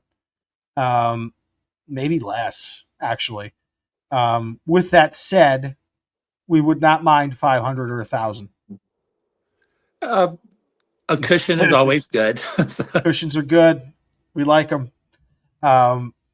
So tell me, what made you decide now's the time to go ahead and run for prosecutor? Well, obviously, I've been doing defense for a number of years here on Whidbey, and what I've seen is that there's room for improvement. And I think I was good as a prosecutor before. So focusing on things like communicating with the victims and witnesses on a case, respecting their rights, because it's easy to say we're going to respect the rights of the defendant. That's constitutional. But the feedback I get is victims aren't getting handled the way that they should. Another thing I've seen is the charging decisions that are made could be done differently. I believe in a system called full charging, which is you look at the facts, you look at the statutes, and you charge what's there. I don't think there's a lot of value in charging a lower offense, like charging a misdemeanor, making a plea offer. The defendant says no to the plea offer. So you come back with, well, you didn't like that offer. I'm going to make it a felony now. Yeah. And when I give that example, I know a lot of people think about Tim Hazlow, but he's just one example of when that's happened. And I don't think that's fair to the defense. I don't think that's fair to the system. I think it wastes money and time. And when we're dealing with this impending public defender crisis that's coming, we shouldn't be intentionally wasting attorney time and court time playing a game with how this thing's charged. Charge what's there, charge what's fair. And if you learn more and the person's willing to accept accountability, you can always amend down instead of amending up in retaliation. And I've always had a big problem with that part of it. And then anyone who saw the process of how the district court judge was filled, and I was an applicant there, I have always been a big proponent of community-based prosecution, which is where we try to address underlying concerns first and prevent the crimes from happening later, because it's always easier and cheaper to prevent. Yes. And then using alternative courts, again, drug court, veterans court, mental health court. Some of those types of courts don't exist, but from what I understand, Judge Kostek is hoping to get some of those things going as well. There's a lot of value there. If we can address underlying causes when someone commits a minor offense, we can hopefully prevent them from committing larger offense later. So those are the reasons, from a being a prosecutor standpoint. From a citizen standpoint, I thought it was important to give people a choice. We've had an unopposed election for, this would have been 3 terms Four. and 16 4 terms. years. So there's only a handful of us on the island that are qualified for this position by statute. Like, anyone can't just stand up and say, I'm going to run. It has to be someone with the necessary qualifications. So there's only a few of us. And if none of us step forward and say, we'll be a candidate, that kind of means no one else gets a choice either. So I didn't think an electorate of 35 people was a good number to look at. So here I am. Well, we appreciate it. Now, I'll ask you this one question, and you are somebody else who's also pulled in bipartisan support. You know, I was talking to Jill Johnson about it earlier today. We were talking about you, and you are appealing not just to Democrats but to Republicans and everyone in between, for the reasons that you just mentioned. And I would just ask you this question: you are a Democrat. You haven't hidden that. You've been very open about that. You are a Democrat. But will you at least, I mean, so you're running for prosecutor. Will you try to prevent yourself from getting on Facebook and saying Republicans should be cleansed from our society while you're our prosecutor? Can you commit to that? Yeah, I can commit that. You will probably never see me posting on Facebook, Instagram, or anything else beyond maybe a picture of the grandkids. I don't believe in making my political thoughts part of the public discussion, especially in a position like this where we're representing everybody. I don't step up, and I wouldn't be stepping up and saying Andrew Scott for the Democrats of Island County. It would be Andrew Scott for the state, and that's everybody. Yes. The thought that you have to say that out loud is kind of funny, because it's like, I did this for so long that it's ingrained. It's what is fair to everybody. And I don't think you'll find me saying anything publicly that's going to make people question where I'm coming from. But yeah, I'm a Democrat, and I told you that the first day we talked, and I told you why I said I was a Democrat. So, and for the people listening, the reason it says that I'm a Democrat on the ballot is I think people deserve to know. That makes a difference to some people that are going to be out there deciding who they want to vote for. And I think it would be disingenuous for me to say I'm independent or to try to hide that. I just thought it was part of the honesty of the run. Well, you know what? And I appreciate the honesty. And I know many Republicans who do, and Democrats who do. Honesty is very important, especially from someone who holds, it's a sacred office that you're running for. We are entrusting you to impartially prosecute, potentially ruin lives. We want you to at least do it fair. And it's a very important position. Additionally, you also represent the county. You're also the county's lawyer.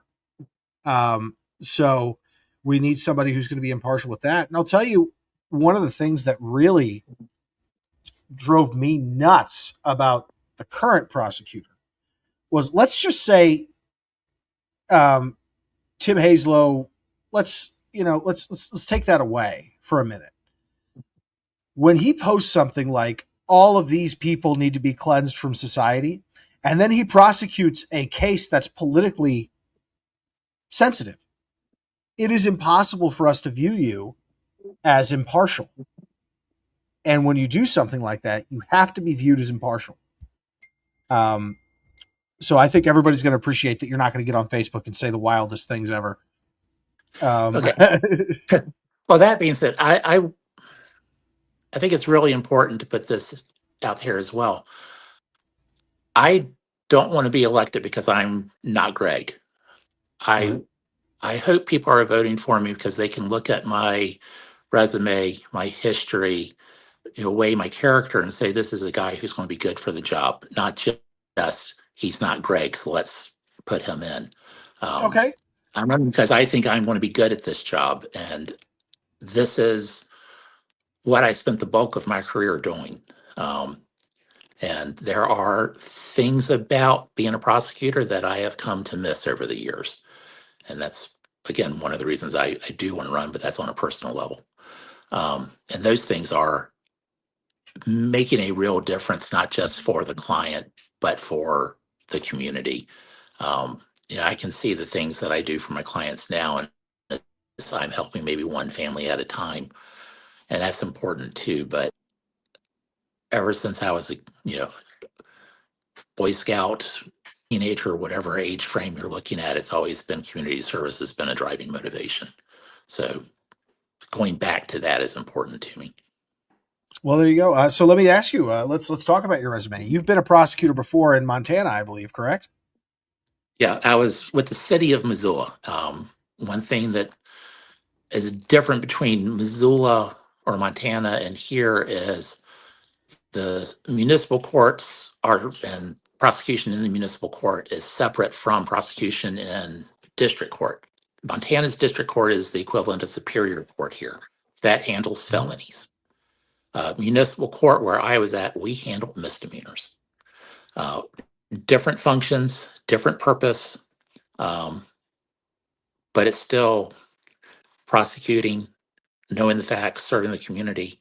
And I did that from 2000, actually December of 1999 until May of 2016. I started at the bottom and worked my way up and became the chief prosecutor about 2010. So that's half of my career. The other half of my career, I've been in private practice. I've done personal injury, disability claims, work comp. That was the first 5 years. Took the 15, 16 years being a prosecutor. Then I've been here with the general practice, family law, criminal defense type practice here on the island.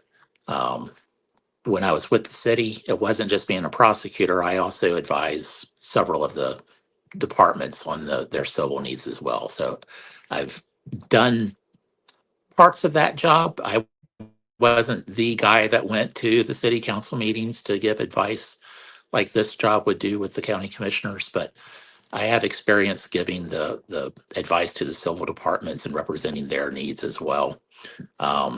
And then the final thing that probably makes a difference here is I also have a master's in public administration. So that goes to the management, the budgetary needs, understanding the processes there. I consciously built my resume and my experience with an eye towards being qualified for jobs like this. So I think I'm a good choice. No, I agree. And I think you're not only are you legally qualified, you have the qualifications necessary to even try to go for the job. You've been doing this for decades, and you've seen both sides of it. You've seen defense, you've seen prosecution, you've seen family law, you've seen how things lead up to people ending up in a situation where they might get prosecuted. You've seen it all. So you are definitely qualified for the role.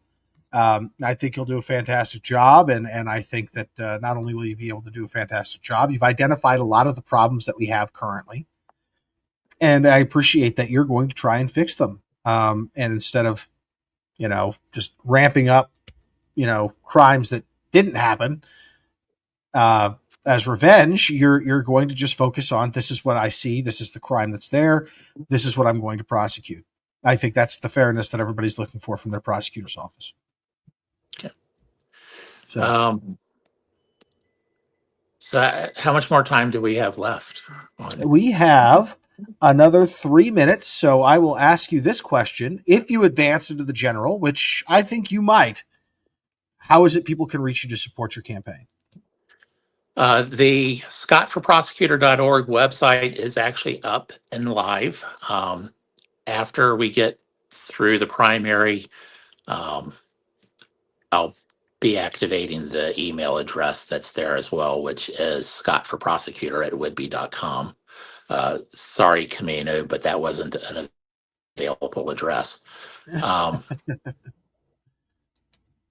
anyway, we'll be there.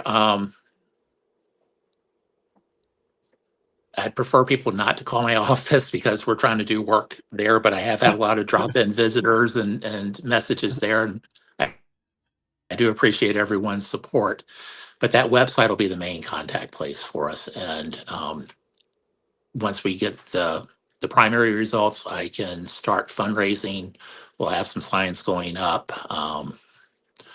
Hopefully we'll have a bigger footprint than we've had with this word of mouth campaign that we've had for the primary. So I know this is running a little bit late here at 7:10 and the polls closed at 8, but if you haven't gotten out there and done your write-in and so drop that off at the ballot box yet, please do. It's really easy. Just Yes. fill in that circle, right, Andrew Scott. You've got 50 minutes. 50 minutes, guys. So, I'm feeling good about it so far. I've had so much positive feedback from everyone. People stopping me in the store, people dropping by the office. I love whoever put up the sign down there at Classic that says "Write in Andrew Scott" and it's on the side of the road. That's some grassroots support. And I'm glad to see that. That is. I am honestly a little shocked at it, but I'm quite honored that people feel that way. So. Yeah, well, I'll tell you, you have, when I say you have bipartisan support, I hear from very, very, very dark blue Democrats that you're the guy that they're supporting. And I hear from very, very, very far right Republicans that you're the guy that they're supporting. So you've tapped into something, which is why I believe that you're going to hit the threshold necessary in order to get on that ballot. I hope so. It's going to be a real letdown to not get 1%. So I don't know how long it's going to take them to count it. I understand they look at the total first, then they decide whether or not there is even 1% of the ballots cast as write-ins before they even bother to start counting them. So I don't know if they can get that done tonight. Will we know before going to bed? If not, hopefully it'll be tomorrow. Yeah, I actually spoke to the elections office about this very issue today. And what they do is we're going to see the number of write-ins. But, you know, those write-ins could be Mickey Mouse. They could be anybody but Greg. And then they could be Andrew Scott. So what they're going to do is they're going to show up all the write-ins. We're going to see that number.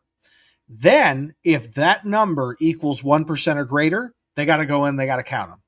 And then they're going to count, and we're going to see if Andrew Scott got 1%. So we'll probably find that out later, but we'll have a really good indicator. If I see, 2% of them are write-ins, that's a really good indicator. I don't think Mickey Mouse got that many. So I know from looking at the last round of elections, there were 600 write-ins in the primary in 2022. So I'm hoping that we see more than 600 write-ins because that 600 probably was Mickey Mouse and Donald Duck. Well, I mean, that just goes to tell you, if you are running unopposed and there's 600 write-ins against you when nobody's running, I mean, maybe it's time to look for something else. Well, thank you so much, Andrew, for coming on. I hope you advance. I've done everything that I can to make it happen. And if you do advance, I hope we get to see you on the podcast again in the general, and then we congratulate you for winning this whole thing.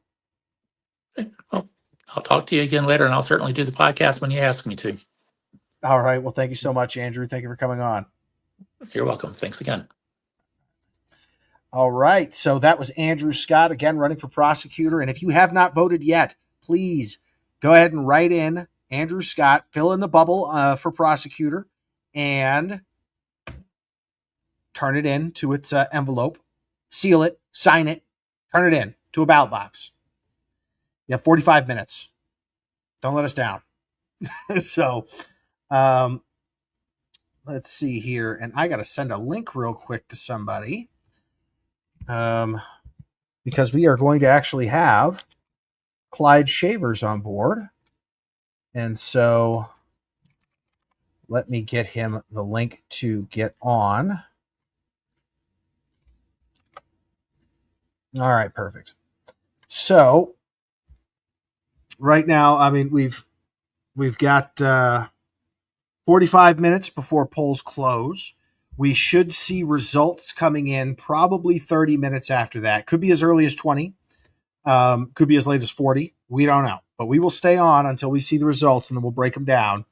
And I should be able to tell you with some degree of confidence if it's likely that Andrew Scott's going to advance to the ballot, which opponent Matthew Van Pelt is going to be running against, which opponent Dave Paul is going to be running against, who the two candidates for clerk are going to be, and who the two candidates for auditor are going to be. Those are the things that we're going to be able to find out tonight. We'll also be able to get a little bit of a determination into how the races for assessor and sheriff look, right? Because it's just a very realistic poll.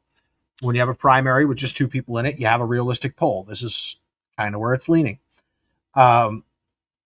So the, I mean, I wish I could tell you exactly how it's going to go, but we don't have any numbers yet. So we are waiting right now for those to come in. Now, my next guest is going to be Clyde Shavers, who should be joining any moment now. So I will just be waiting for him. I got him the link. Let me message him real quick. And let me make sure that it is going to the right email.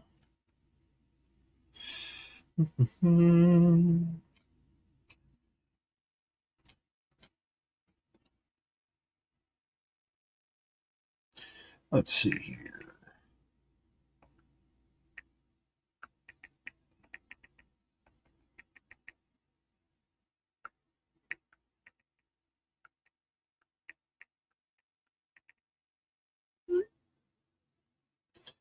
All right. And we should be seeing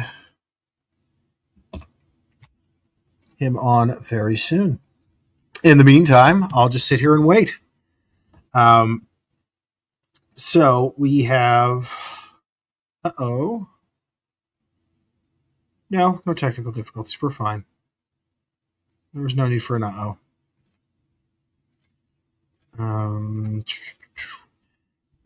so we are just waiting for some technical issues to come out, and we will be talking to Democrat candidate Clyde Shavers.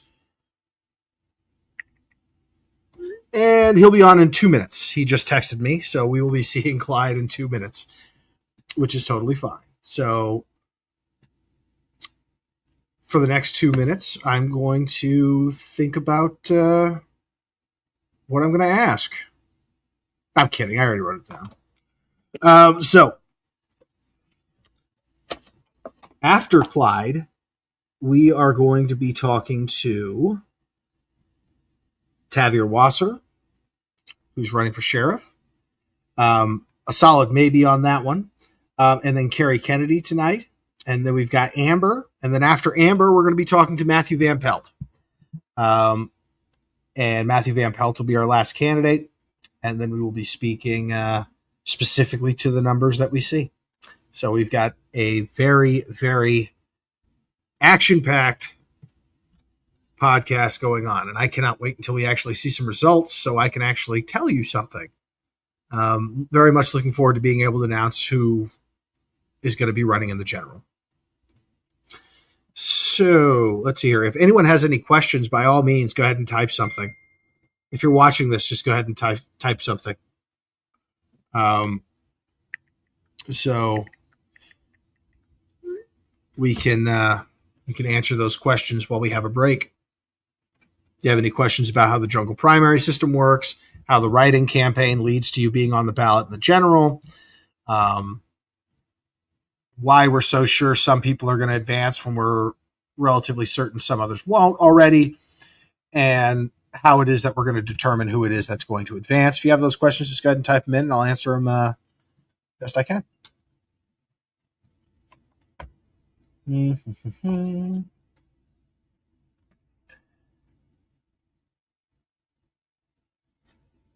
Perfect. All right. We have Clyde Shavers in the back room. So I am going to bring him on now. Representative Clyde Shavers, how are you doing? Good to talk to you. Good. Thanks for having me. How are you doing? Doing really good. We have had a lot of people on from both parties. It's been wild. I haven't moved for 2 hours and 20 minutes. So You're busy. yeah, it's been a good one. I've been excited. So really good to talk to you. So I wanted to ask you, how you feeling about this campaign? This is number 3 for you. Yes, that's right. Yeah, we're feeling confident. We have really working hard, going to doors, talking to voters, going to different events, really kind of connecting with folks, understanding their story and struggles. So very confident this evening. Well, great. So if you're reelected for term number 3, let me ask you, what's the primary focus that you want to bring to Olympia to bring change or to fix? Number one focus is affordability, and affordability is a broad category, right? So we're talking about affordability for healthcare, affordability for gas, affordability for groceries, affordability for housing and utilities. We've done great work in the past by really fighting unfair water rate increases, expanding the property tax exemption programs for seniors and veterans and people with disabilities. But there's always more to do. I voted no on the gas tax that was passed by the legislature. So there's always more to do for the affordability. I'd be fighting for that for the foreseeable future. Oh, well, great. And one thing about you that people have mentioned is that you've been running pretty moderate campaigns. You've represented LD10 as much of a moderate. You've gone against your own party, like with the income tax. You voted against that, or as they call it, the millionaire's tax, whatever you want to call it. You voted against it. And you've been willing to stand up for what you think is right for LD10, even if it doesn't necessarily go the party line. So, what gives you the courage to be able to do that when some other people, they can't? Yeah, my courage comes from you all, from the people. As we all know, the 10th legislative district has so many different types of people, different types of professions, backgrounds, ideologies, thoughts, and so it's important for me as your legislator to not only be effective in passing bills and drafting bills and making sure these bills really address your problems or struggles, but also my votes, ensuring that I'm an independent thinker, ensuring that before every single vote, every single bill, I'm researching as much as I can, ensuring that your story and your struggle is heard here in Olympia. Oh, well, there you go. Thank you for answering that. And so let me ask you this question. This is going to be more of a vanilla one. This is your 3rd time doing this. What's the hardest part about campaigning? Especially from the legislature, right? You don't get to stop being a rep to go campaign. You got to do both. So what's that like? Yes, I love legislating. I love actually doing the work, right? Ensuring that your voice is heard, that we're actually changing Olympia and our state and our district in a positive way. It's great to see people say, hey, Representative Shavers, hey, Clyde, I really appreciate the bill that you drafted and passed because it actually directly affects me and my family. But with that comes campaigning as well. I think the hardest part about campaigning is that we have so many individuals and families and households across our district that every single year, every single day, every single minute, I'm trying to reach out to every single voter, every single person in our district and understand who they are. Now it takes time, right? This is like you said, this is my 3rd campaign, and I still haven't met with every single person. But hopefully, one day I'll be able to meet with everyone, including you all. Well, we had our assessor Clyde Shavers on recently. He actually gave you a shout out and said that you were very supportive in the supporting of the senior exemption bill. So yeah, you're also able to work with our current elected officials from both sides of the aisle to get things passed in a bipartisan sort of way. So let me ask you, how difficult is it to be bipartisan in such a partisan Olympia? Yeah, I mean, politics has become more and more divisive, oftentimes caustic as well. The rhetoric, the narrative that comes out, whether it's from the media or from just anyone, has become quite challenging in this environment. But at the same time, what's important and what I see personally and directly or indirectly is that there's still kindness out there. when I speak with folks, my neighbors or friends or folks in the district, one-on-one or in small groups, I am able to understand who they are, and they are able to understand who I am. So as I go to Olympia, as I fight back on policies that I don't believe in, whether it's from my party or from anyone, I think to me the courage that I get is from you all. Those stories that I had the week before or the month before. So it does take a lot of courage, but it's my job. My job is to be as brave and as courageous as possible for you. Okay. Well, let me ask you this: what is the hardest part of the job that people probably don't know about? So there's a saying that democracy works because good ideas take time and bad ideas die quickly. Now, usually that's the case, but oftentimes, pushing those good ideas takes a lot of time and effort and advocacy, and so that's usually the hardest part. You mentioned, for example, me working on the property tax exemption program for seniors and veterans and people with disabilities. That took a long time, a lot of fighting. But when we pass it, it's just so amazing to see that happen and see people actually positively affected with it.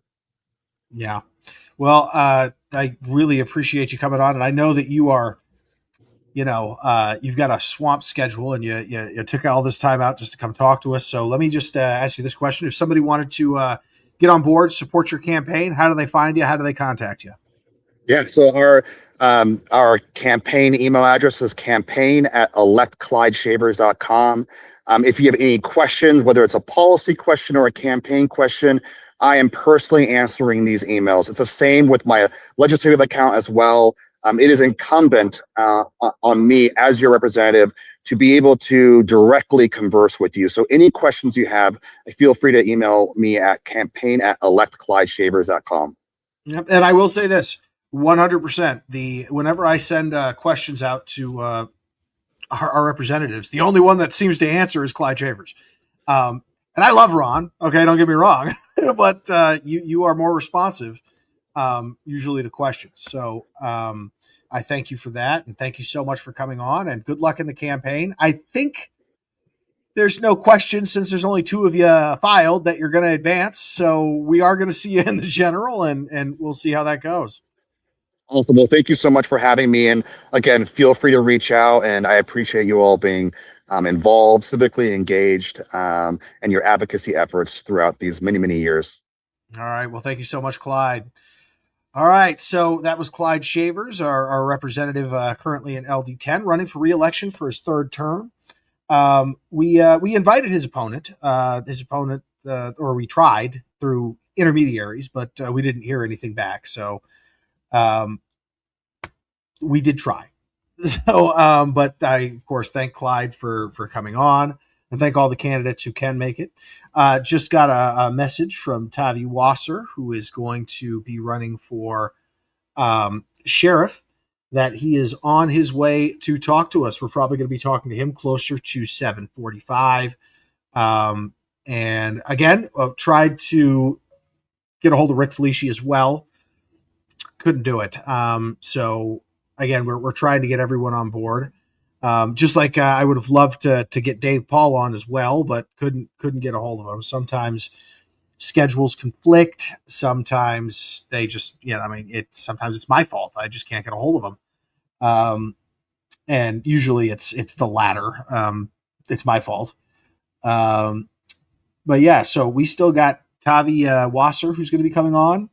And we've got Kerry Kennedy, who's going to be coming on, and Amber Sewell, who is also running for clerk. So we did get half of the clerk candidates, so I'm very happy about that, at least.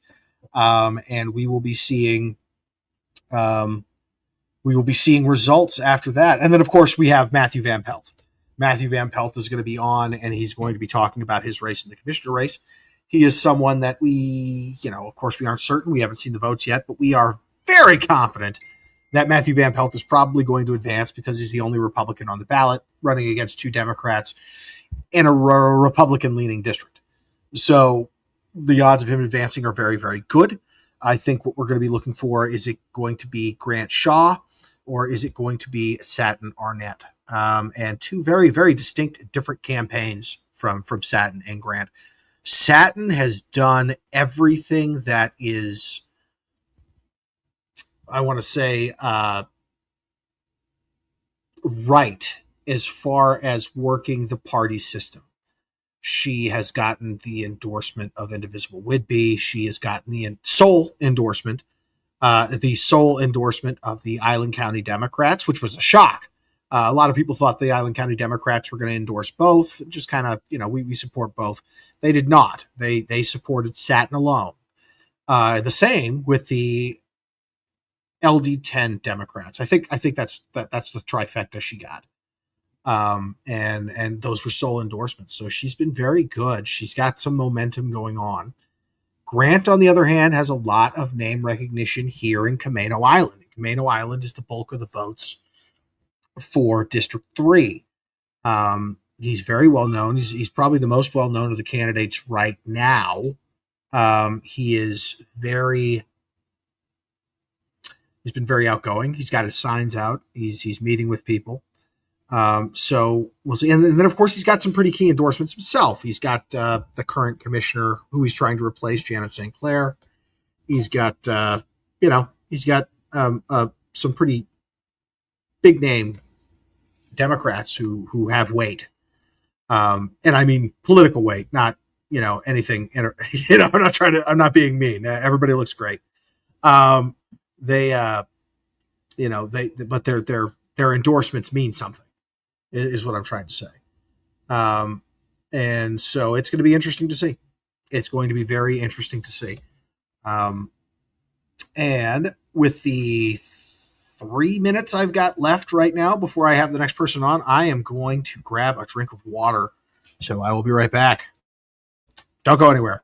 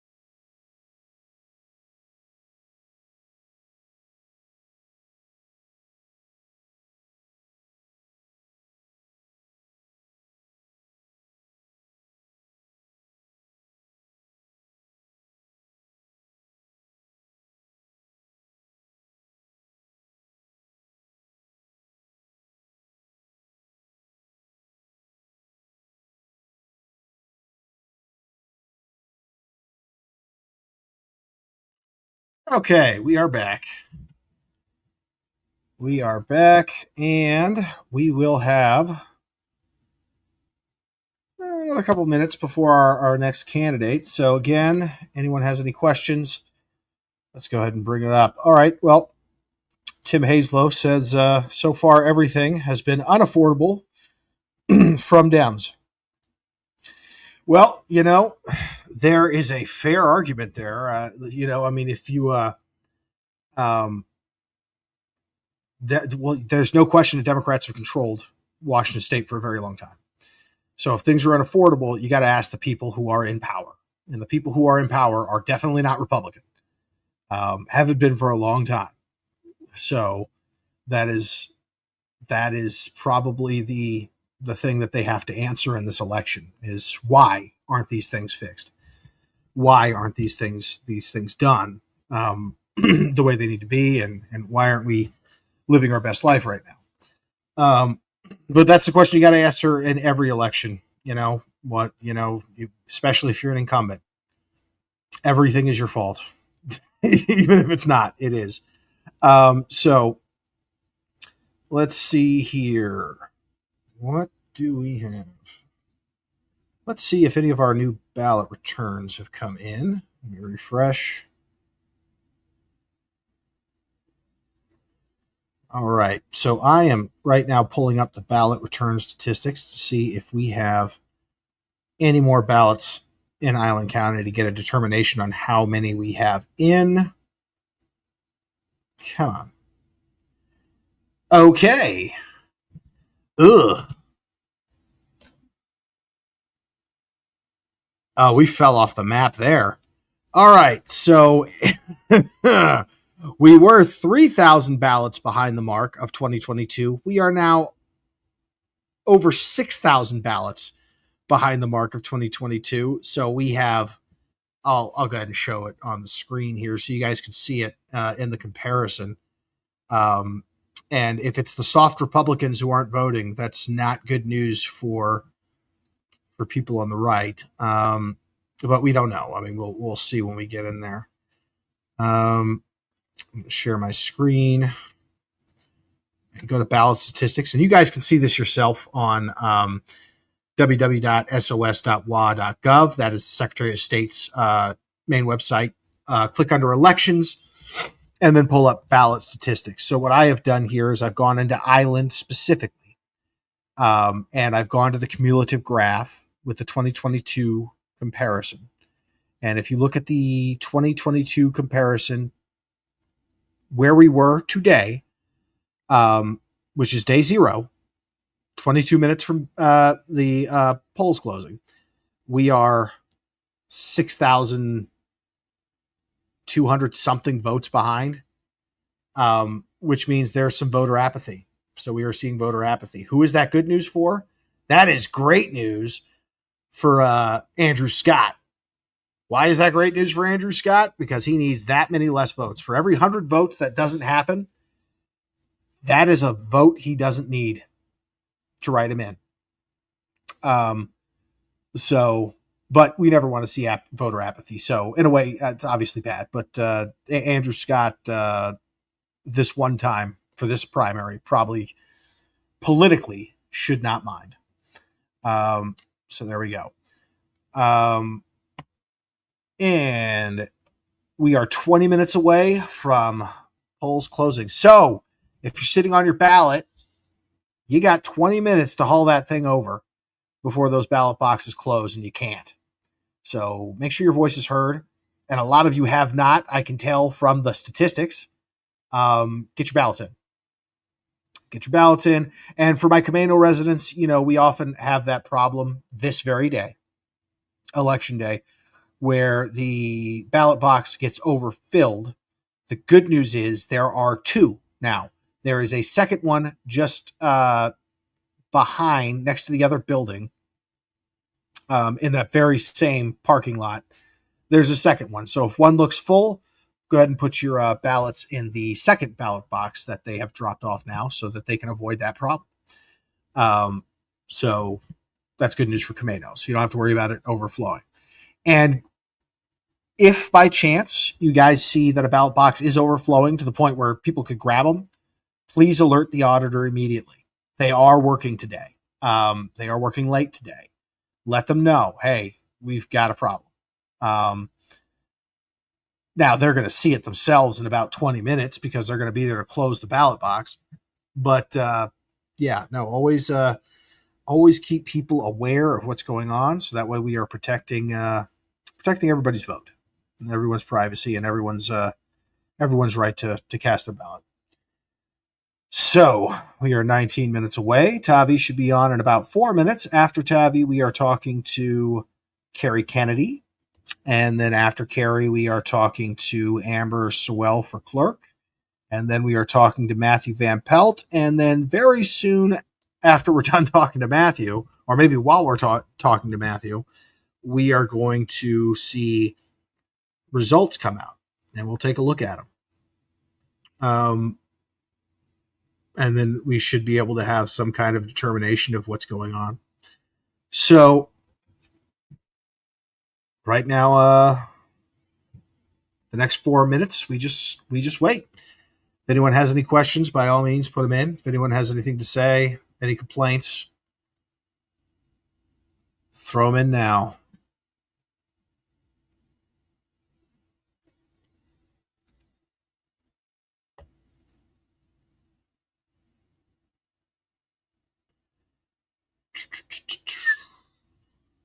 Go. Taking a look at other numbers now to see if I can find anything interesting.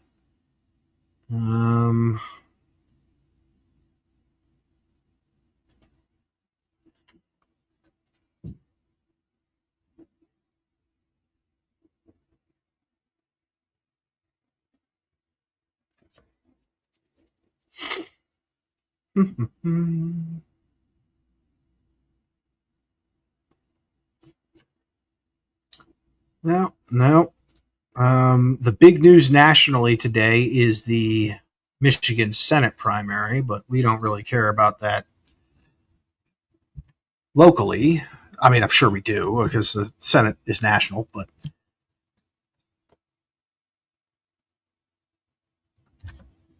let's see here.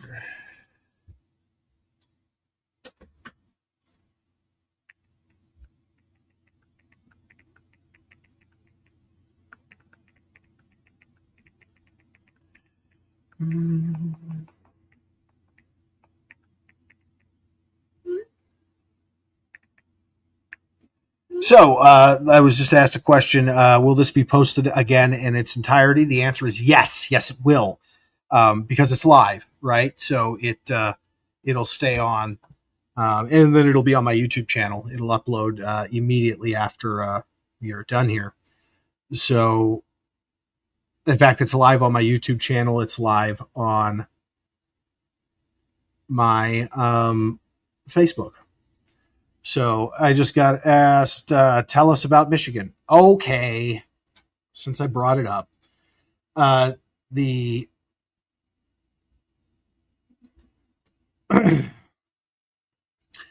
the Republican is already pretty much determined because he's unopposed. You have a very progressive candidate for the Michigan Senate race called Al Said, who's running against a more moderate Democrat.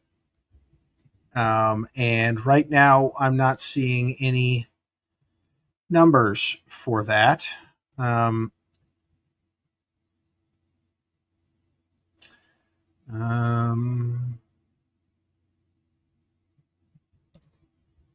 But the conventional wisdom is that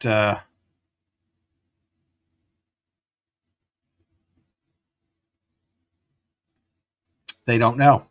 That's completely unhelpful. Thank you, news. So I guess we'll find out soon. Once those results come out, I may talk to the Michigan results. But we know Mike Rogers is going to be the Republican candidate. He's unopposed. He's got millions and millions of dollars in his campaign coffers. And yeah, he's going to be just fine to get to the general.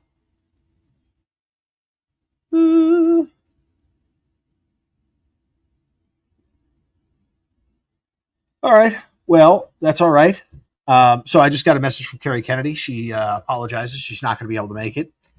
That's okay, Carrie. We're going to miss you, but we will go over the results anyway, and I'm sure I'll be giving you a call shortly. So sometimes that happens, right? These, just so you guys know, when a candidate gets on with me for these podcasts, they are putting aside some very important stuff that they need to be doing, right? They're campaigning, and this is a very critical night. They got to talk to their campaign teams. They got to run some numbers. So when they take 10, 15 minutes away from that to talk so you guys can hear from them, it is very appreciated. And it's very difficult to do. So we appreciate everyone who can make it. We understand those who cannot. And we're just gonna keep going. Come on, Tim. All right. We are 14 minutes from polls closing, or ballot boxes closing, I should say. So you have, hopefully you're on your way already, or you live right next to one if you haven't turned your ballot in. But go ahead and do that now. You have procrastinated to the last second. Congratulations. Stop doing that. Go ahead and get it in, because you're pushing the limits here. Let's see here. But yeah, no, there's no possible way that this election result is going to match the number of election or ballots that were turned in 2022. And we have more registered voters. So there's some voter apathy that is happening. I'll go over what we've got again. We currently have 21,890 votes here in Island County, compared to this time 4 years ago. We had over 6,000 more than that. So there's some voter apathy. I don't know how that'll affect the election. One election I know it will have a positive effect on is Andrew Scott's. The reason for that is he only needs 1% of the votes to write him in order to advance in the general election and be on the ballot. The less, 6,000 votes, that's 600 votes. Or I'm sorry, the math is, bear with me. That's 60 votes he doesn't need. So that's big for him, right? And for a write-in campaign, 60 votes is a lot. So that's 60 votes he doesn't have to find. And I'm fairly confident we're going to see 1% or more of write-ins, and he's going to get on that general ballot. But the low voter turnout only makes that even more likely. So we are waiting right now for Tavi, who should be on any minute. Let me see here. Yep, he's on his way. So we're going to talk to him about the sheriff's race. And again, I reached out to some people with Rick Felici's campaign. I lost his number because I got a new phone. I lost a ton of numbers, so I couldn't reach out to him directly. But I tried to reach out to some people associated with his campaign to get him on. It didn't work out, and the fault is likely mine. And he's busy. These candidates have stuff to do.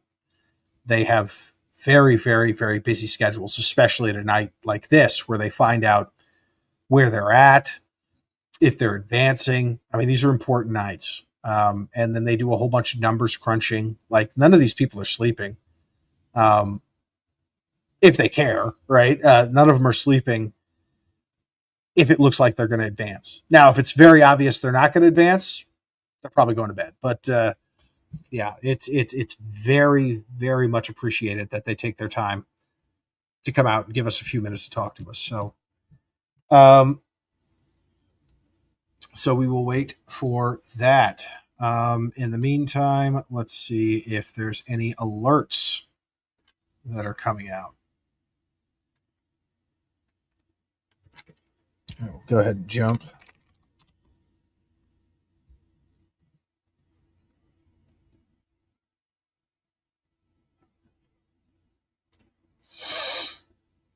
Oh, well, we have a governor elected, or not elected, picked. And there was a commercial in my ear. And it doesn't tell me who it is, so that's completely useless.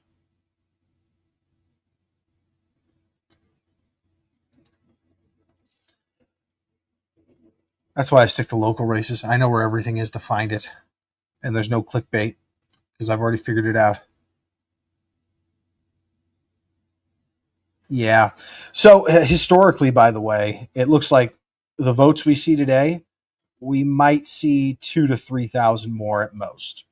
If that is the case, then we would have about 25,000 votes tops for this election.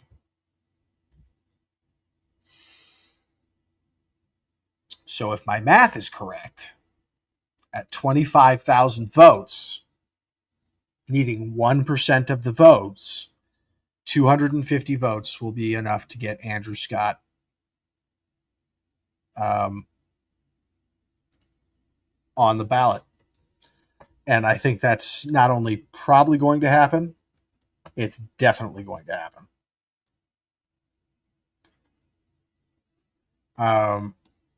But we'll see.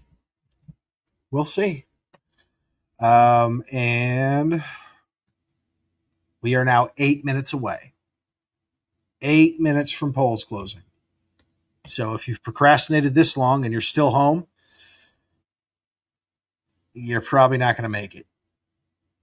Now, if you live within 8 minutes of the ballot box, try. But I think you have failed. You failed to get your ballot in on this primary night. Don't do it again in the general. And one thing I don't understand, I always get mine in the day of. The day I get it, I fill that sucker out and I turn it in. Sometimes I fill it out and I turn it in the very next day. But yeah, no, mine's already been counted. Mine's already been accepted. And I do recommend that when you turn in your ballots, and one reason I recommend you turn them in early is because you could see if they were accepted or rejected or not. And if they were rejected, you can fix them if you see that they were rejected before primary night. Now, there is a time to cure ballots after primary night, but that is an annoying process.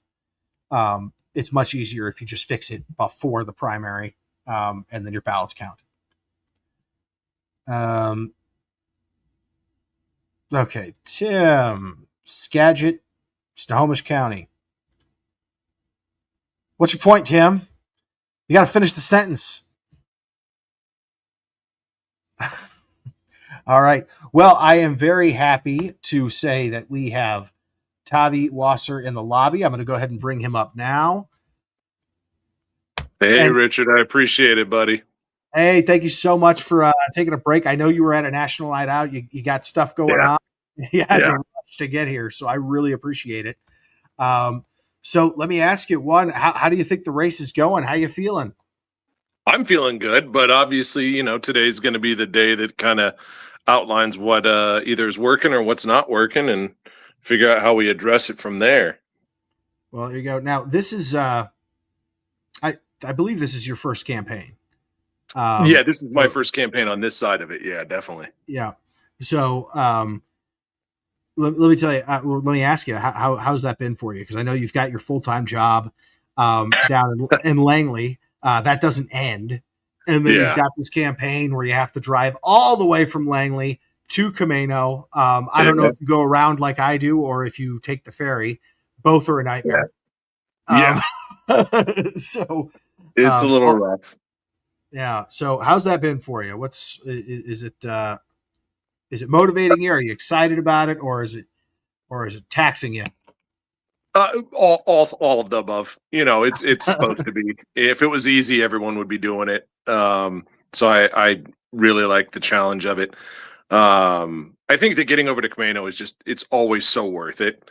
Every time I go over, it has a purpose. It's beneficial. The people are amazing to work with and be around. And they always indicate that they appreciate me being there. So that part is extremely rewarding. The other part about it is, as any good leader, they usually put in a lot of hours.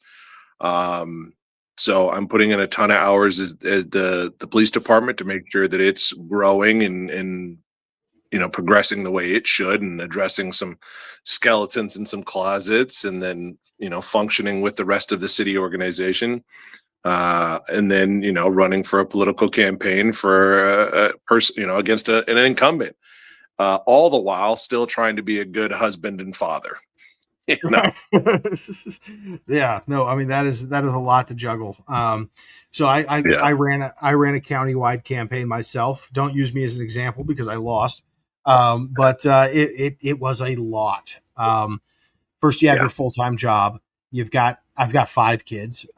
You've got your spouse, and then you've got to campaign and talk to people, and it's thankless sometimes, right? I mean, some people are happy to see you, and then some people don't like you just because you exist.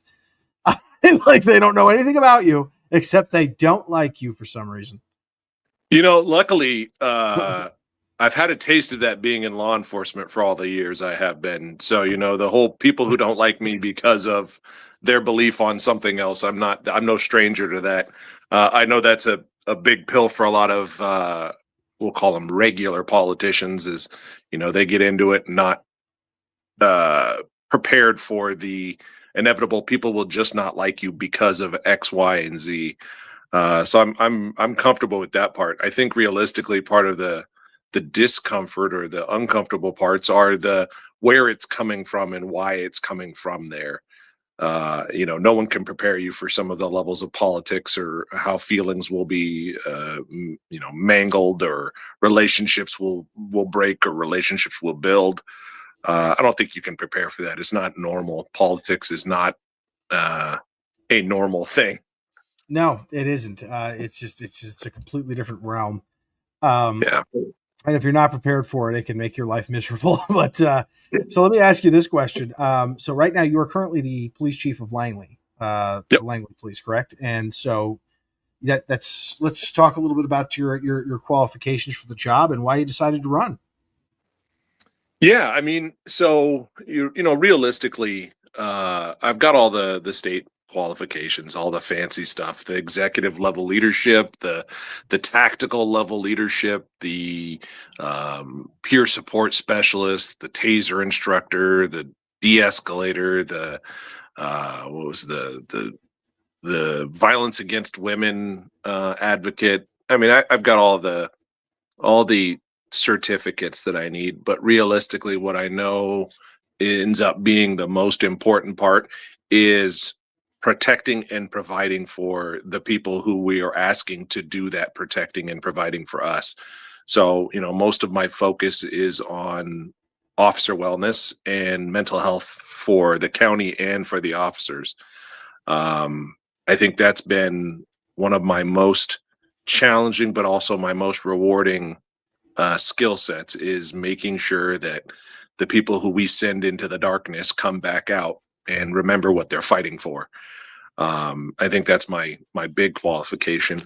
But I mean, I've done a pretty wide range of things. I've gone from large numbers of military organization in the Marine Corps, where I had to manage squads of Marines and deploy them across the world, and then also at the same time guard 2 separate facilities while managing schedules and training and things like that. And then getting into the sheriff's office, it was manage myself, and then it turned into the acting sergeant's position, where I managed the South Precinct, and then a little bit smaller, and now I'm the managing 3 or 4 guys in the police department, and that's about as small as it's ever gotten. But realistically, I think I'll be perfectly honest, I think small unit leadership is a lot more complicated a lot of times, because it's usually just you.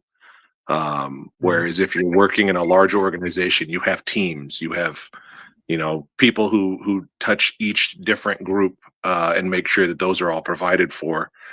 And then you just check out on those ones or make yourself available. So I think, it's an interesting dynamic, but I think I've done large, medium, and small now.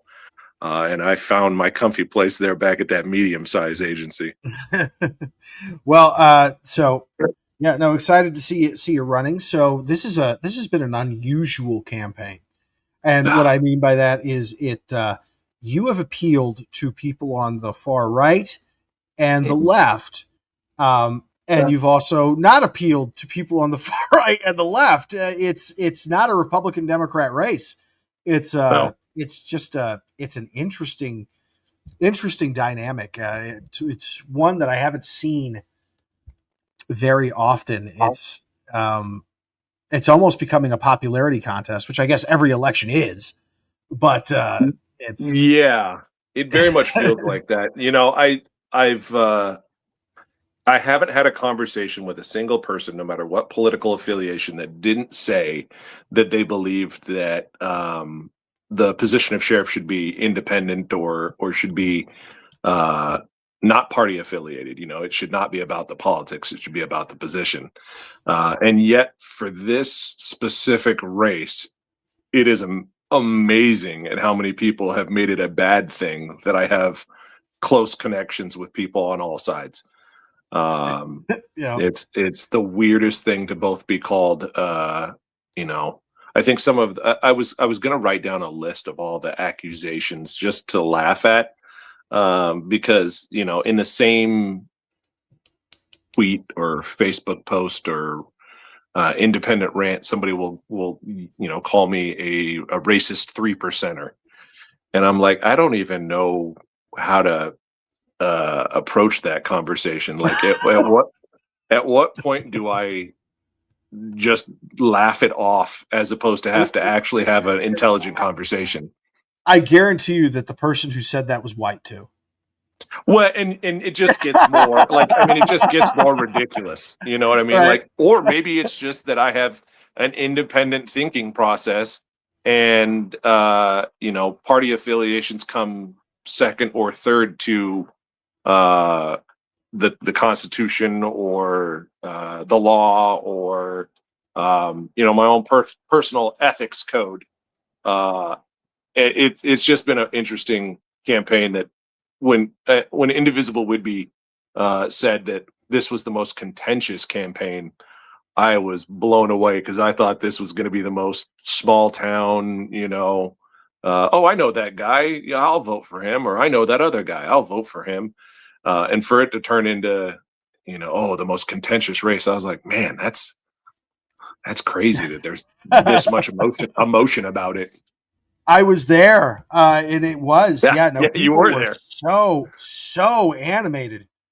Yeah. I was like, oh my gosh, you guys chill. It's a local election, But the passions are high, and you know what? That says something positive, probably about both candidates, right? They're passionate. Your supporters are passionate about you. They know you.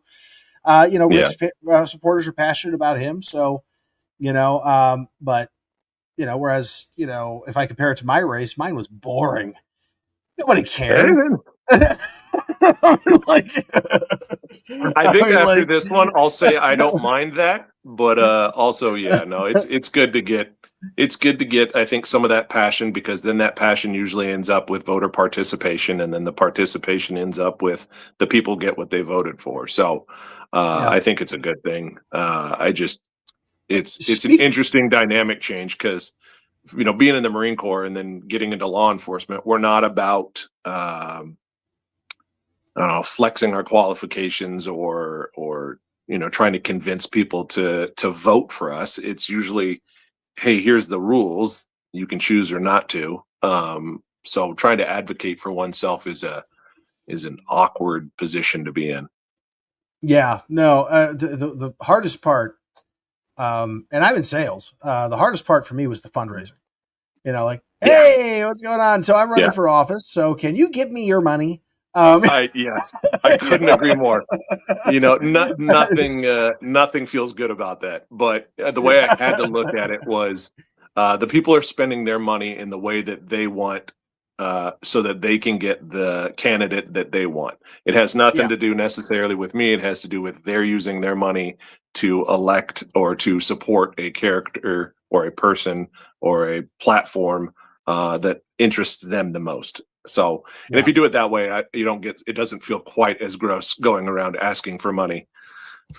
Yes, no, and that's the way to look at it. So, well, thank you so much for coming on. So let me ask you this question: what so far would you say has been the best part about running? What's been the worst part? And what do you think? Because you had mentioned, voter turnout. What do you think has caused some of the voter apathy? Because we are actually over 6,000 less votes than we were at this time 4 years ago, with 4,000 more registered voters. What do you think is causing that? Well, so I'm the first part of your question is I'm excited, and what most appreciated about this election cycle is getting out and talking with people, hearing their concerns, and also hearing some of the successes.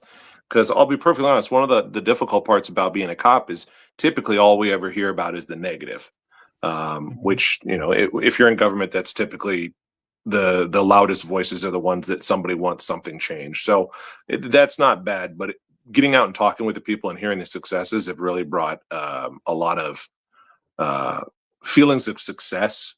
And then one of the things I've learned over the years now is that you really want to appreciate the negativity as well, because the negativity can lay a platform or a blueprint for what needs to be addressed.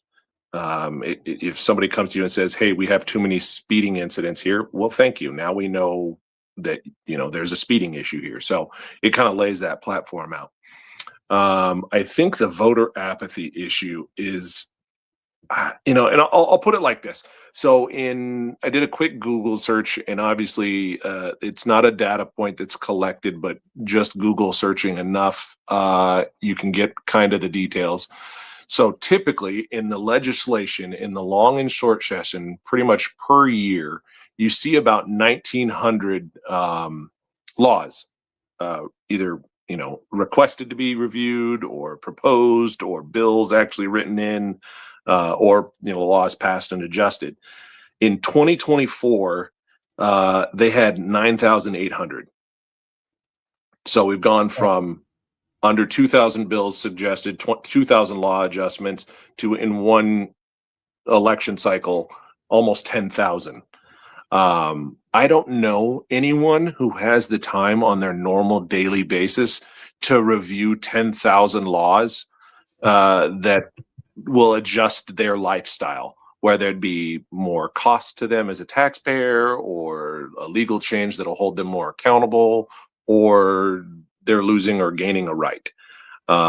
So I just think part of it is it's become overstimulating. It's the old shotgun approach. We load the blunderbuss full of stuff, and whatever sticks, and then we'll fix it on the back end. And I'm much more of a, I want it, the problem identified and solution suggested, and then well thought out, ramification as free as it can be, because there's unintended consequences to everything legally.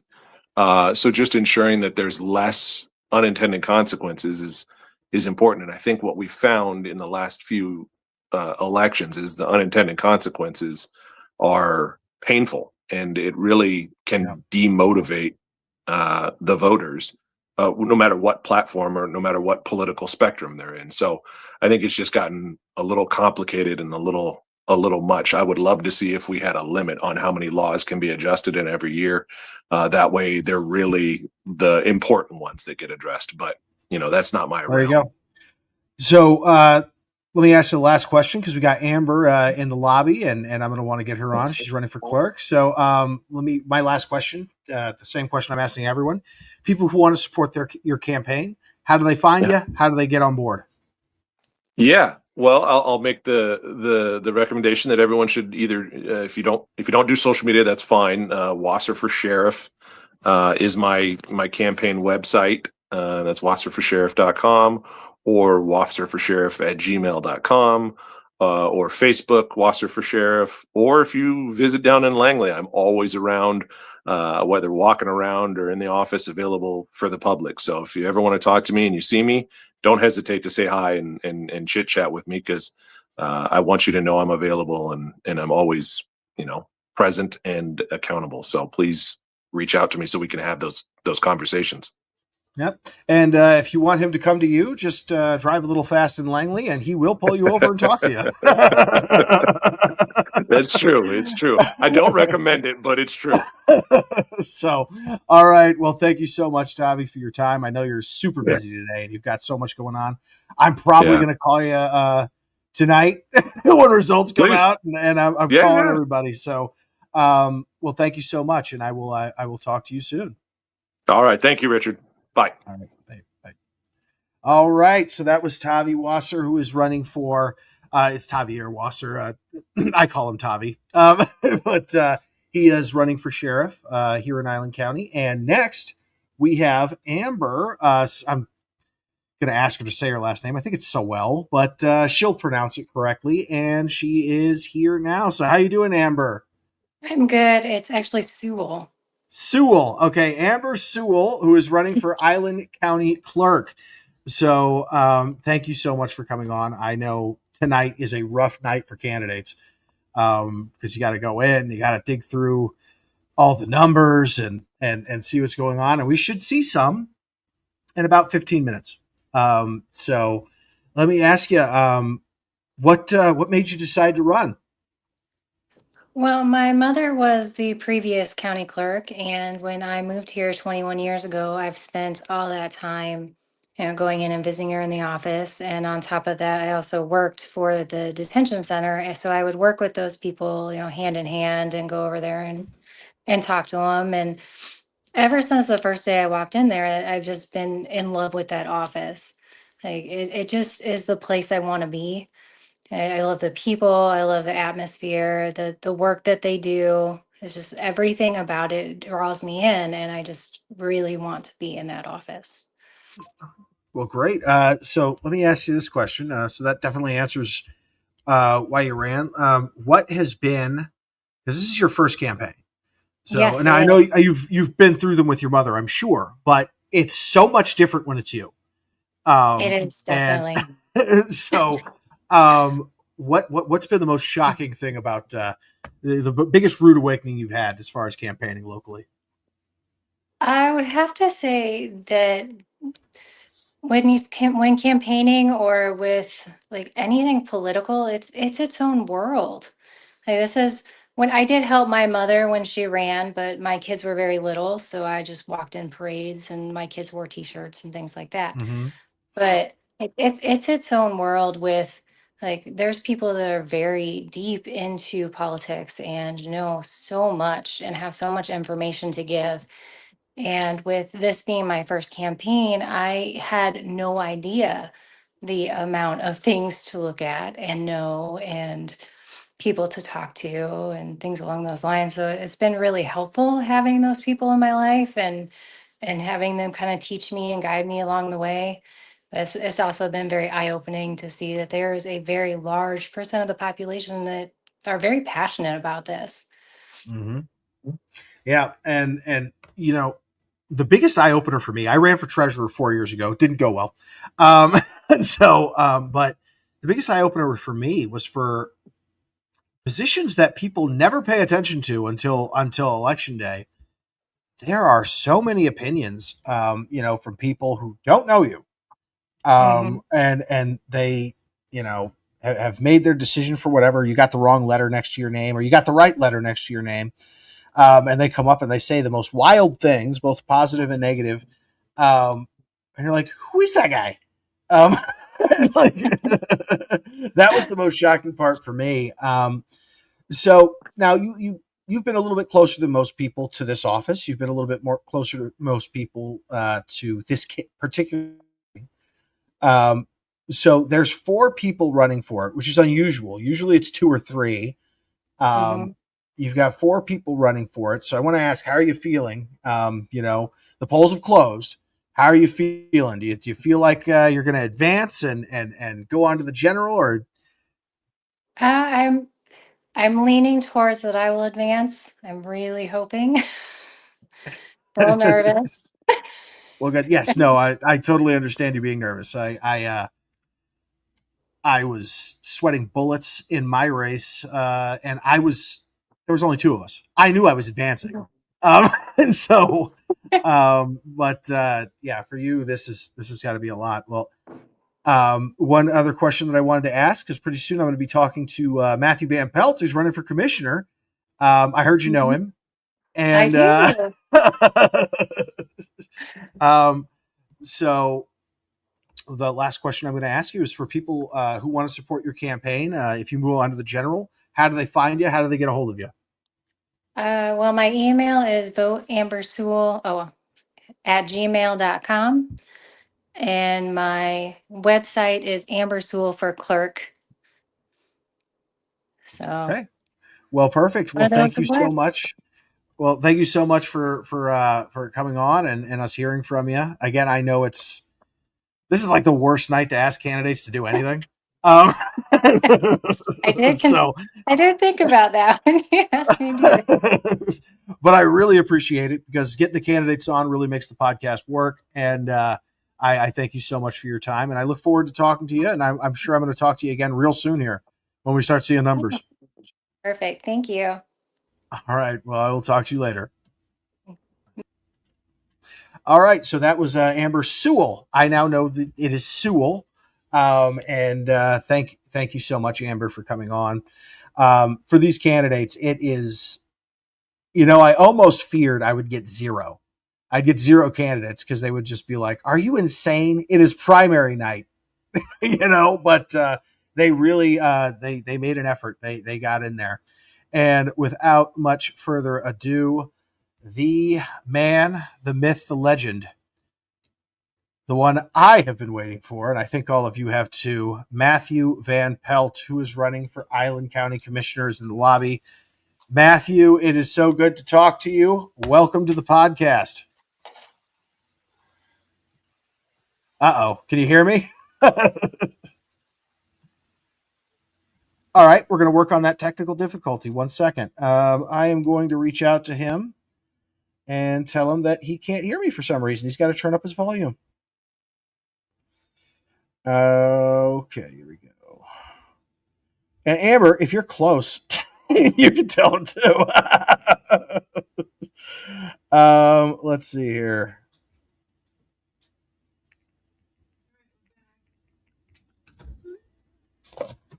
All right. So looks like they are working on some of the technical issues. I'll bring him on in just a moment, and then we'll do a couple minutes with Matt, and then we will do results, and then that'll be it for the podcast. So my family's back. So if you hear any noise in the background, don't worry about it. So let's see here. Podcast. All right, Matt, can you hear me now?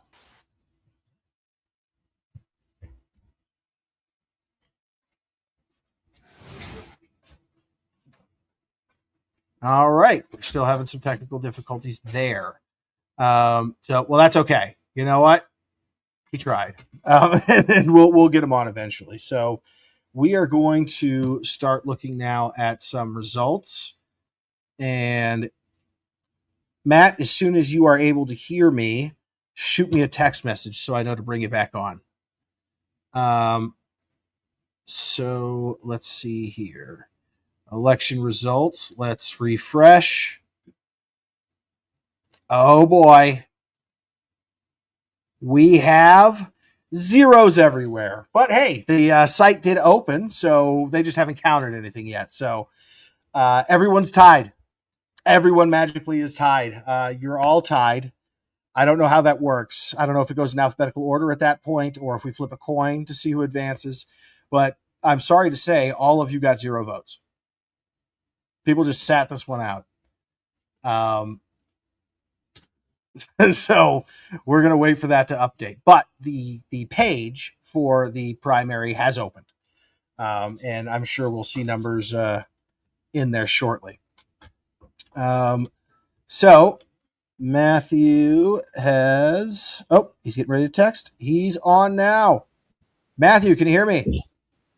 Yeah, Richard, can you hear me? Yes, I hear you. Perfect. All right, we're back in business. So, just wanted to get a feel of how you're feeling for the campaign and your how you're feeling about going on to the general, because the conventional wisdom is you are definitely going on to the general because you are, you're the party thought enough of you that they didn't run anyone against you because they think that you're kind of the powerhouse in the room. So, what are your thoughts so far as the campaign? So far the campaign's gone really well. I've had the opportunity to meet Satin Arnett and have some conversations with her. I want to say that, I appreciate everybody that is running in every race across the board. It's not an easy thing, whether you're an incumbent or coming new like I am. So far with our campaign, I believe that we've been running a very professional and what the people want to see, being that we're not out there doing the old typical, I want to just say the DC mudslinging. We're keeping it on the up and up, talking about what we have to offer, not trying to downgrade the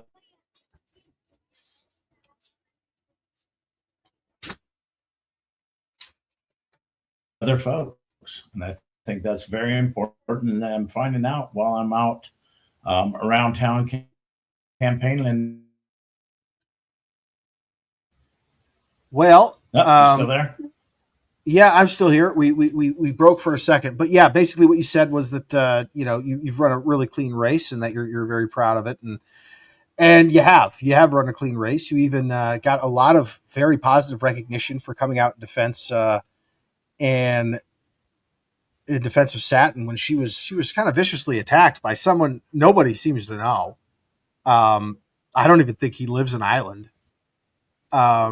And you came out in her defense and got real positive reviews for that. You've been here on Camino and you helped raise money for the little Camino pantry, reaching out to people and helping the community like you have been since you've been here. So it's been a lot of fun working with this campaign and So how are you feeling? Do you think you're going to advance? I'm just kidding. If you say no, I'm going to yell at you.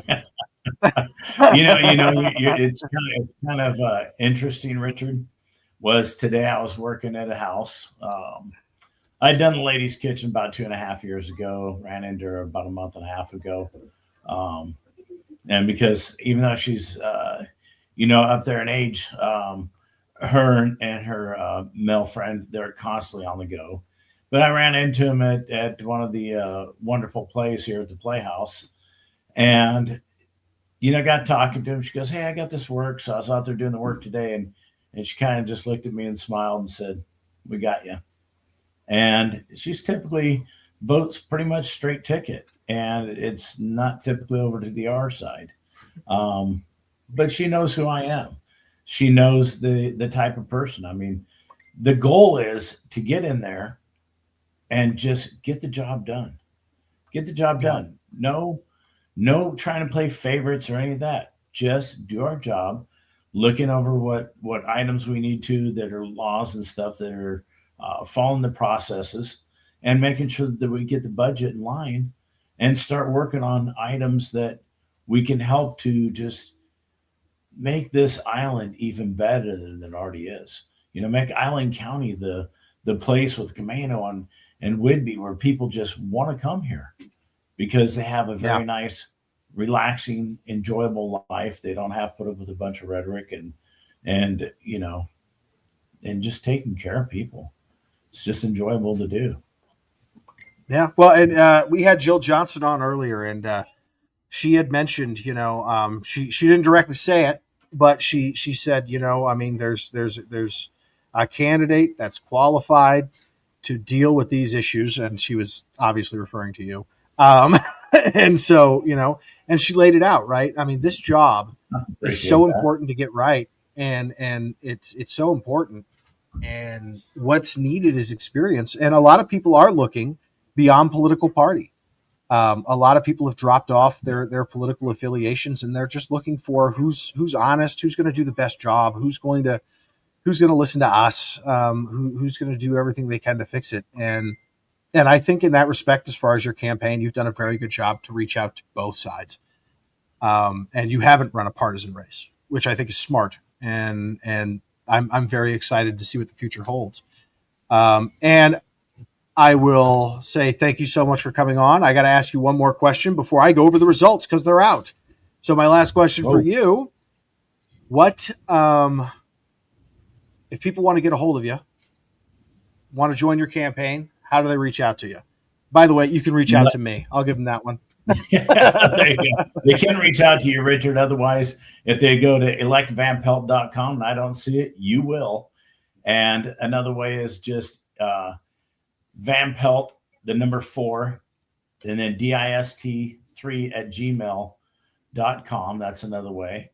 But the easiest way is probably Van Pelt, electvanpelt.com. And then feel free to reach out. Let's get together, have some coffees, put some little small get-togethers together, and really get to know one another. I love to hear what's going on and what we can do to make things better. Absolutely. All right. Well, thank you, Matthew, for coming on, and I will be calling you in just probably a couple of minutes. So I will talk to you soon. All right. All right. All right. So we are going straight to the results, and let me pull them up. Who's ready? I'm ready. I'm sitting here for 3.5 hours. All right. So here we go. Nope, that's the wrong button. Okay. So stop screen and share screen. There we go. You guys should be seeing what I'm seeing. You are. All right, great. So the Snow Hollow Library, Proposition 1, looks like that's going to pass. So we are going to be paying more property taxes for the library.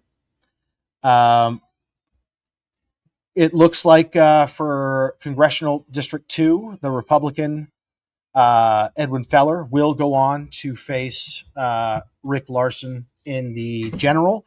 Not looking great, though, because the Republican Rick Feller is the only Republican there, and he only has 34% of the vote. So now that's going to go up. It will go up because there's usually a Republican swell, but interesting.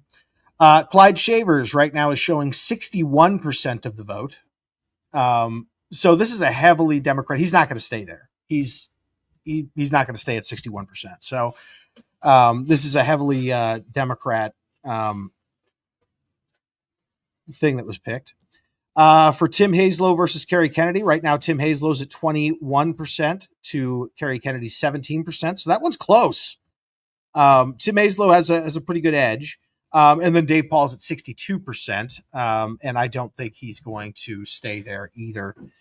Right now, very close election for Assessor, which I think helps Kelly Mock because Kelly Mock's only down by 5 points when everyone else is down by 20.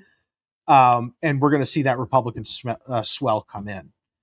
For Island County Auditor, my goodness, it looks like it's going to be Barbara Fuller versus Sheila Kreider.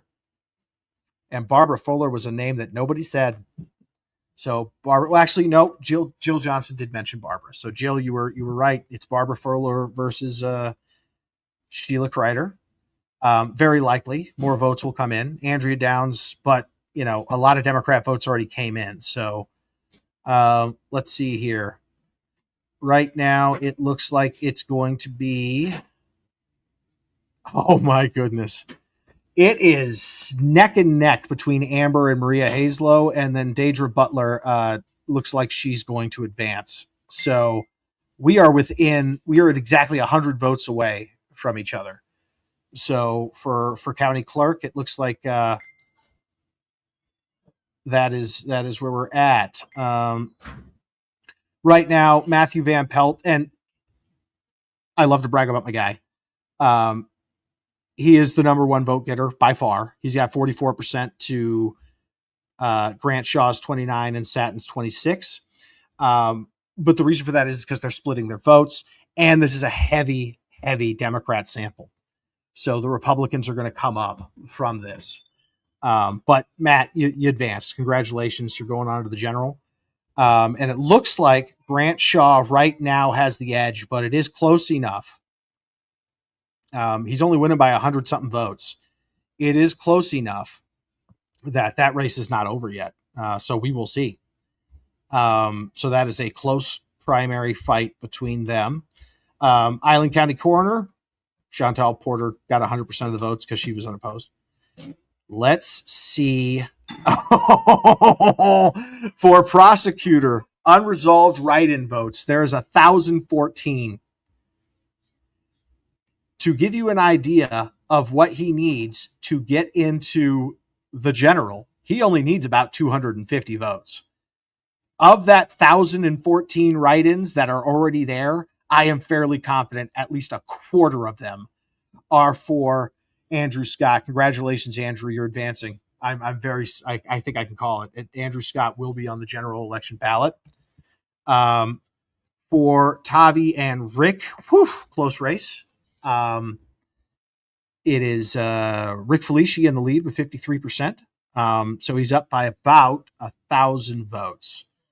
Tony Lamb, 100% unopposed. And that is it. That's what we have right now. So congratulations to Van Pelt for advancing.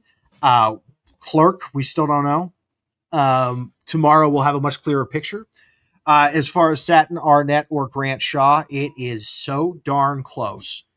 Grant Shaw has the edge, but it is so darn close that we don't know yet. So with that, that's all we've got.